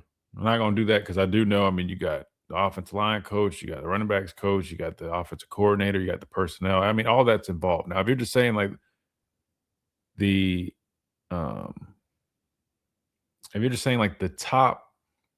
top guys should be responsible for all that, I get it. I understand that. I mean, and I'm not going to argue that because, yeah, at the end of the day, I mean, they're the ones who hired these people. They're the ones that have recruited these people. But also, sometimes things take time. I know when he first got here, they're trying to find guys. I mean, his offensive line coach, remember, Huff, did not come with him, so he was tasked at finding an offensive line coach. They ended up settling with Cap. And I shouldn't say settle, but they ended up hiring Cap. One the best fit. So be it. But I will say, though, I do feel like sometimes, I mean, people kind of not disregard, but they don't always include, him in some of these, right? Which I do think is warranted, right? I mean, if you're the head coach, and especially if you're an offensive-minded guy. I mean, I said that last year. I'm like, I mean, as mad as people are at, like, Ryan Grubb, I can't help but also wonder, like, I mean, how much influence is Coach DeBoer having in that? Because I'm just saying, if it was me, and again, I'm just speaking with you guys here. If it was me and I'm the head coach, and I know our running game is lacking, screw it. We'll do the defensive side of things. We'll make it a little bit more realistic, right? Say I'm a head coach. I'm a defensive-minded coach, and my defensive line is struggling to stop the run, right? I mean, we're one of the worst teams in the country at stopping the run. I personally, at some point, if I'm trying, because I know they like to delegate responsibilities and let guys do their thing, but at some point, my defensive coordinator, my D-line coach, I mean, they're not figuring it out, and we just consistently cannot stop the run. And I'm looking at them. First, I'm going to say, all right, what kind of personnel do we have? Are they capable of doing what we're asking them to do? Right? Are we putting them in the best position possible to have success? What are we calling as a staff? Right? Are we correcting it in practice? Are we doing everything necessary? Because I find it hard to believe. Like, I know people talk about how bad the offensive line was, but you can't tell me from a personnel standpoint that we had just that bad an offensive line. Me and my dad were the first ones to tell you last year when people said we had the number one ranked offensive line due to PFF's grades, which I told you guys, stop listening to what these people do when they just put a bunch of numbers into a computer formula. Man, that's not football. Eyes never lie. My eyes told me that we did not have the number one offensive line. However, I find it hard to believe that when you have a first rounder at left tackle who probably should be or could be playing guard at the next level, a center who had the talent of Parker Brailsford, who is a really good football player. People are worried about his size. If you're going to turn on the tape, man, when he was healthy, later on in the season, he wasn't as healthy. And it showed on tape, but he's one of the better centers in the country. I mean, Dewberry, he struggled. He's still a big-bodied guy. He's physical, heavy-handed guy. I mean, he could help get some push at left guard. And then the right side, we all know that. I mean, you had a true freshman, Michael Carroll, and you had Wilkin kind of, moving around on that right side. But all I'm saying is I feel like you could have found a way to at least there was more to get out of that running game last year without just saying, oh, as if the guys couldn't do it. I don't believe that. You could have got more out of that group. And that's why you guys hear me talk so much about, as coaches, it's important that you're looking in the mirror and saying, all right, man, are we doing everything we can to put these guys in position to have success? Personally, just my opinion, I don't think our coaching staff did that last year when it came to the running game. Everybody was talking about the personnel and they can't move laterally. They can't. Guys, good coaches know how to adjust their systems and schemes to find a way to put their players in the best position to have success. And if that meant running more duo and gap scheme because you had bigger guys, if it truly was personnel being the issue, And that's on the staff for not trying to do that, which they did. I mean, we ran duo. I mean, we ran a number of gap scheme plays. But I've told you guys, I mean, the problem really more so lied in we didn't have an identity, right? I mean, you can't just have a call sheet, this big and then calling a million different things, jack of all trades, but a master of none. That's kind of what it was. So anyway, I say all that to say I hear what both you guys are saying. At the end of the day, Coach DeBoer being an offensive guy, yeah, he does, rightfully earn some of that accountability for the shortcomings, let alone just being the head coach. But there also needs to be some emphasis on the guys under him that he delegates that responsibility, being the offensive line coach and coordinator. So I just don't think there's not one person that gets like the finger pointed at him, is what I'm getting at. And then even added in the running backs in that equation. I mean, there's times I felt like our running backs their vision was just kind of like, man, what are you guys looking at? Like, listen, guys, I'm like 20, I'm like almost legally blind in my left eye. Like they were having a vision of my left eye. I was confused what was going on. If you hire somebody for a job because they're good in a certain area, that area fails badly, and you failed. Understandable. Yeah, and see, and I understand J Money's point. And that was one thing I kept mentioning last year was that with Coach DeBoer being an offensive-minded guy, it just really was confusing to me why we didn't have better answers for our offensive struggles. Again, I'm not trying to like pile up on him. I'm not. But I do agree with J Money on that. Like, no different like with the defensive example, right? Like if you go and hire Nick Saban, now I'm not comparing the two like that, but I'm just saying if you go hire Nick Saban, who is a defensive-minded guy, you go hire Kirby Smart. What happens if you go hire Kirby Smart and then his run defense is like second to last in the country? I mean, people are going to be scratching their head, right? It was interesting that nobody really brought that up because I was like, man, one of the things I was really excited about with Coach DeBoer when he came here was that, all right, he's supposed to be an offensive-minded guy. Like we should see some very, like a high-octane offense. And I don't know if I've quite seen that offensive, firepower and production that I was maybe anticipating from this staff, knowing kind of like what they did at Washington and their background. But again, it's still early. But I just say all that to say, I mean, I see a number of perspectives with this stuff. So important to hire the right staff and not, 100%, man. You got to get the right people involved, and hopefully some of these new additions can be helpful. But I'm gonna be completely honest with you just by telling you guys. I mean, offensive line, I mean, it's got a ways to go. I mean, for anybody that just thought you just went to the transfer portal and you just added these new faces, and just because you do a complete sweep and overhaul with that unit, and some of them might appear to be better fits, that it's just magically going to be twice as good as what you saw last year. I mean, I hate to tell you guys this, but that's not the case. It's just not.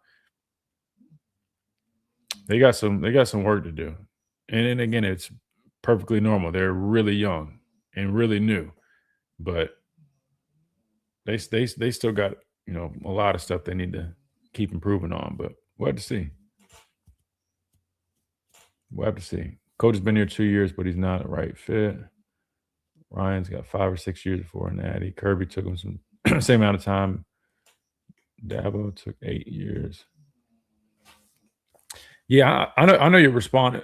I know you're responding to I think Money there, but I'll just say this: when I think that's why I wanted to clarify. I'm not saying he's not a good fit or the right. That's not what I'm trying to say, but he's a different fit in terms of the cultural expectations here at Alabama. And what I mean by that is when you talk about physical bunch, running the football, right? Establishing that kind of like that dominant demeanor, that attitude. Yeah, we're just being transparent. It's not being disrespectful. I'm just being completely honest with you. I mean, I don't think I don't think anybody watched or took away from like that Washington team, like a dominant team that was physical in the run game, had a defense that was, that they touted. is actually kind of the opposite. It was like, hey, they're a pass heavy team, runs the football, okay, good enough. Offensive line won the Joe Moore Award. Quarterback threw for a hell of a lot of yards. Defensively, though, they struggled. So all I'm saying is when you talk about fits, like, let's just take our like fan emotions out of it. And let's just take Alabama out of the equation. If it was any other school and you had a school that went from, a background of dominant defense, physical style of play, really running the football downhill and all that good stuff, and then you hire a coach from what was the Pac-12 that literally has a reputation of not playing defense and then throwing the ball a whole bunch.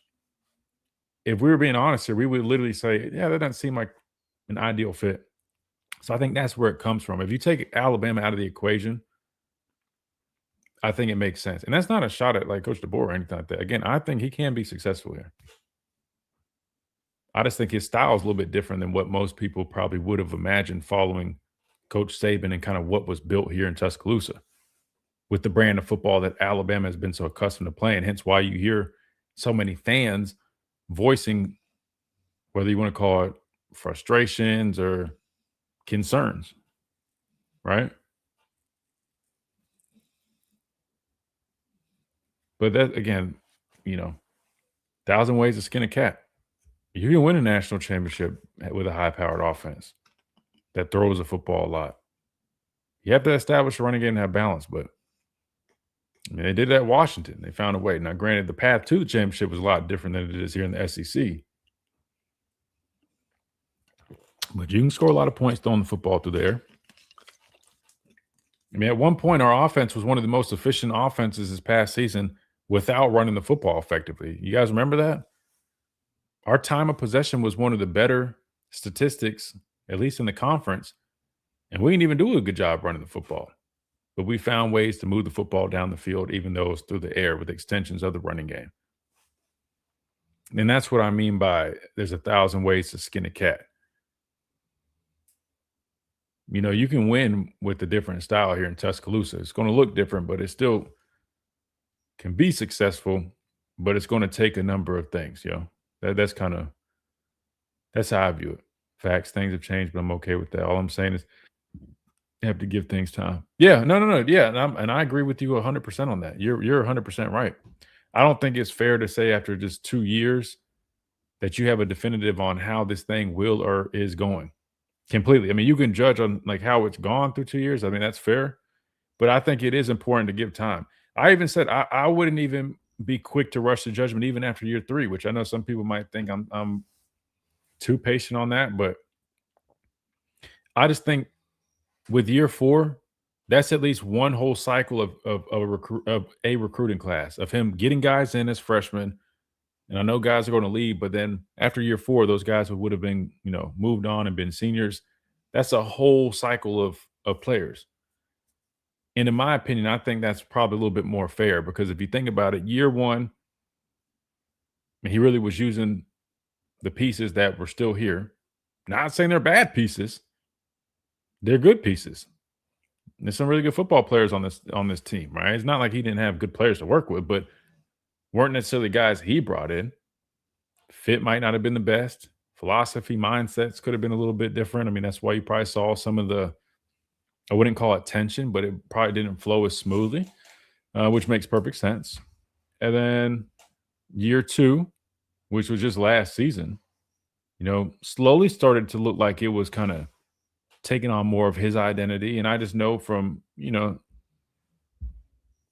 that he's made some changes that definitely kind of are, working towards getting his, culture and system established.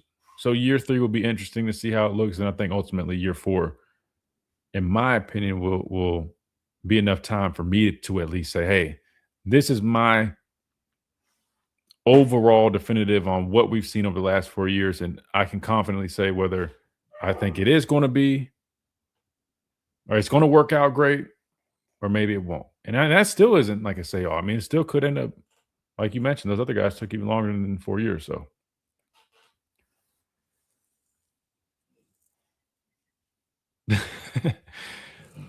Y'all are funny, man. Y'all are funny.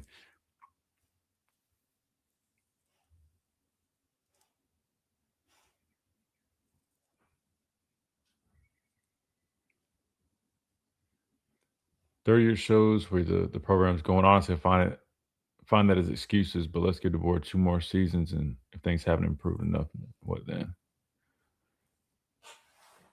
I'm not making any excuses, honestly. I promise I'm not making any excuses. You guys know we're honest on this show. I mean, I try to. I'm gonna be honest, but I'm gonna make sure I do it very respectfully. That said, I'm just like I think you gotta at some point come to the table and kind of meet in the middle, right? I don't think you saying wait until year 4 is making excuses for a guy. I think that's just being fair, right? I mean, is resourceful and is talented as some of the guys who we've had here in Alabama. I mean, there's no denying that just taking over a program and expecting that new coach to not magically, but just automatically win a national championship or at least be in the quarterfinals in this current landscape, I just don't think that's very plausible. I don't think that's fair to hold somebody to that type of standard. I'll be honest with you. I don't know what program would have those standards on any new guy they hire. I really don't. I can't think of one. I mean, I understand Ohio State's going to expect them to be competitive, but I mean, through 2 seasons, guys, I mean, that's like, I don't know, man. I just feel like that's way too soon. So, Agent, I don't think it's making excuses, and I don't think it's, trying to just delay something. I mean, listen, if year 3 is a really rough year, I mean, don't get me wrong. I mean, like this conversation will definitely be a little bit different. But, I mean, you're talking this year will be his first year having his true quarterback, which it sounds like I'm making an excuse, but I'm just being honest. I think that's something to consider. I mean, I think you just have to give somebody a fair chance. I mean, if you fired Ryan Day today and you brought in a new guy, I could understand what people saying, well, they already got good players. I mean, we're expecting things not to drop off, but and when you're talking about somebody that's completely new, never coached in this conference, I mean, he's kind of got to get all like it would be different if it was. Hey, shout out to Fromm. He said House of Dragons been renewed for a 3rd season. I got to watch the 2nd one, man. I got into Game of Thrones way late, but it ended up being like one of my favorite series of all time. But I would just say, like even if like Ohio State hired somebody new all of a sudden, man, I mean, like, I just don't even think 2 years is realistic even there, unless if it was somebody who came from the system, like let's say, all right, let's say this. Alabama or coach, no, sorry. I'm tired. Let's say Coach Saban retires from Alabama and say there was a guy like Kirby Smart or like one of his disciples that was either here or immediately hired. There's very minimal players leaving the portal. Then I could see where somebody would say, hey, we're going to shrink that 3 to 4 year kind of period down to 2. That to me is a different story. If it was Kirby, if it was one of these Saban disciples that was already here or left recently, and you didn't have we call it a mass exodus. I mean, a lot of people do, but personally, I think that's different.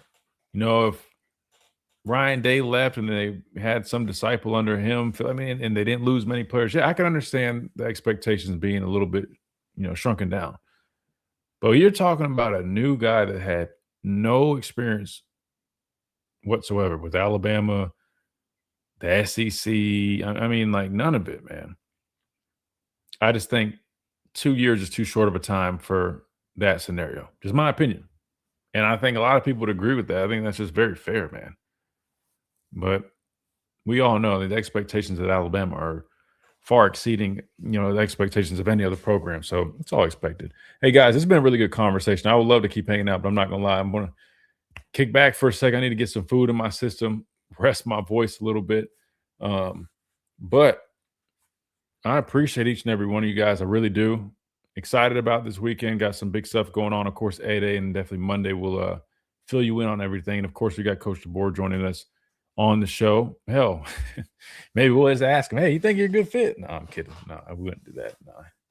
But I'll say this. We got some news for you guys come next week. I'm excited to be able to share. So it's going to be awesome.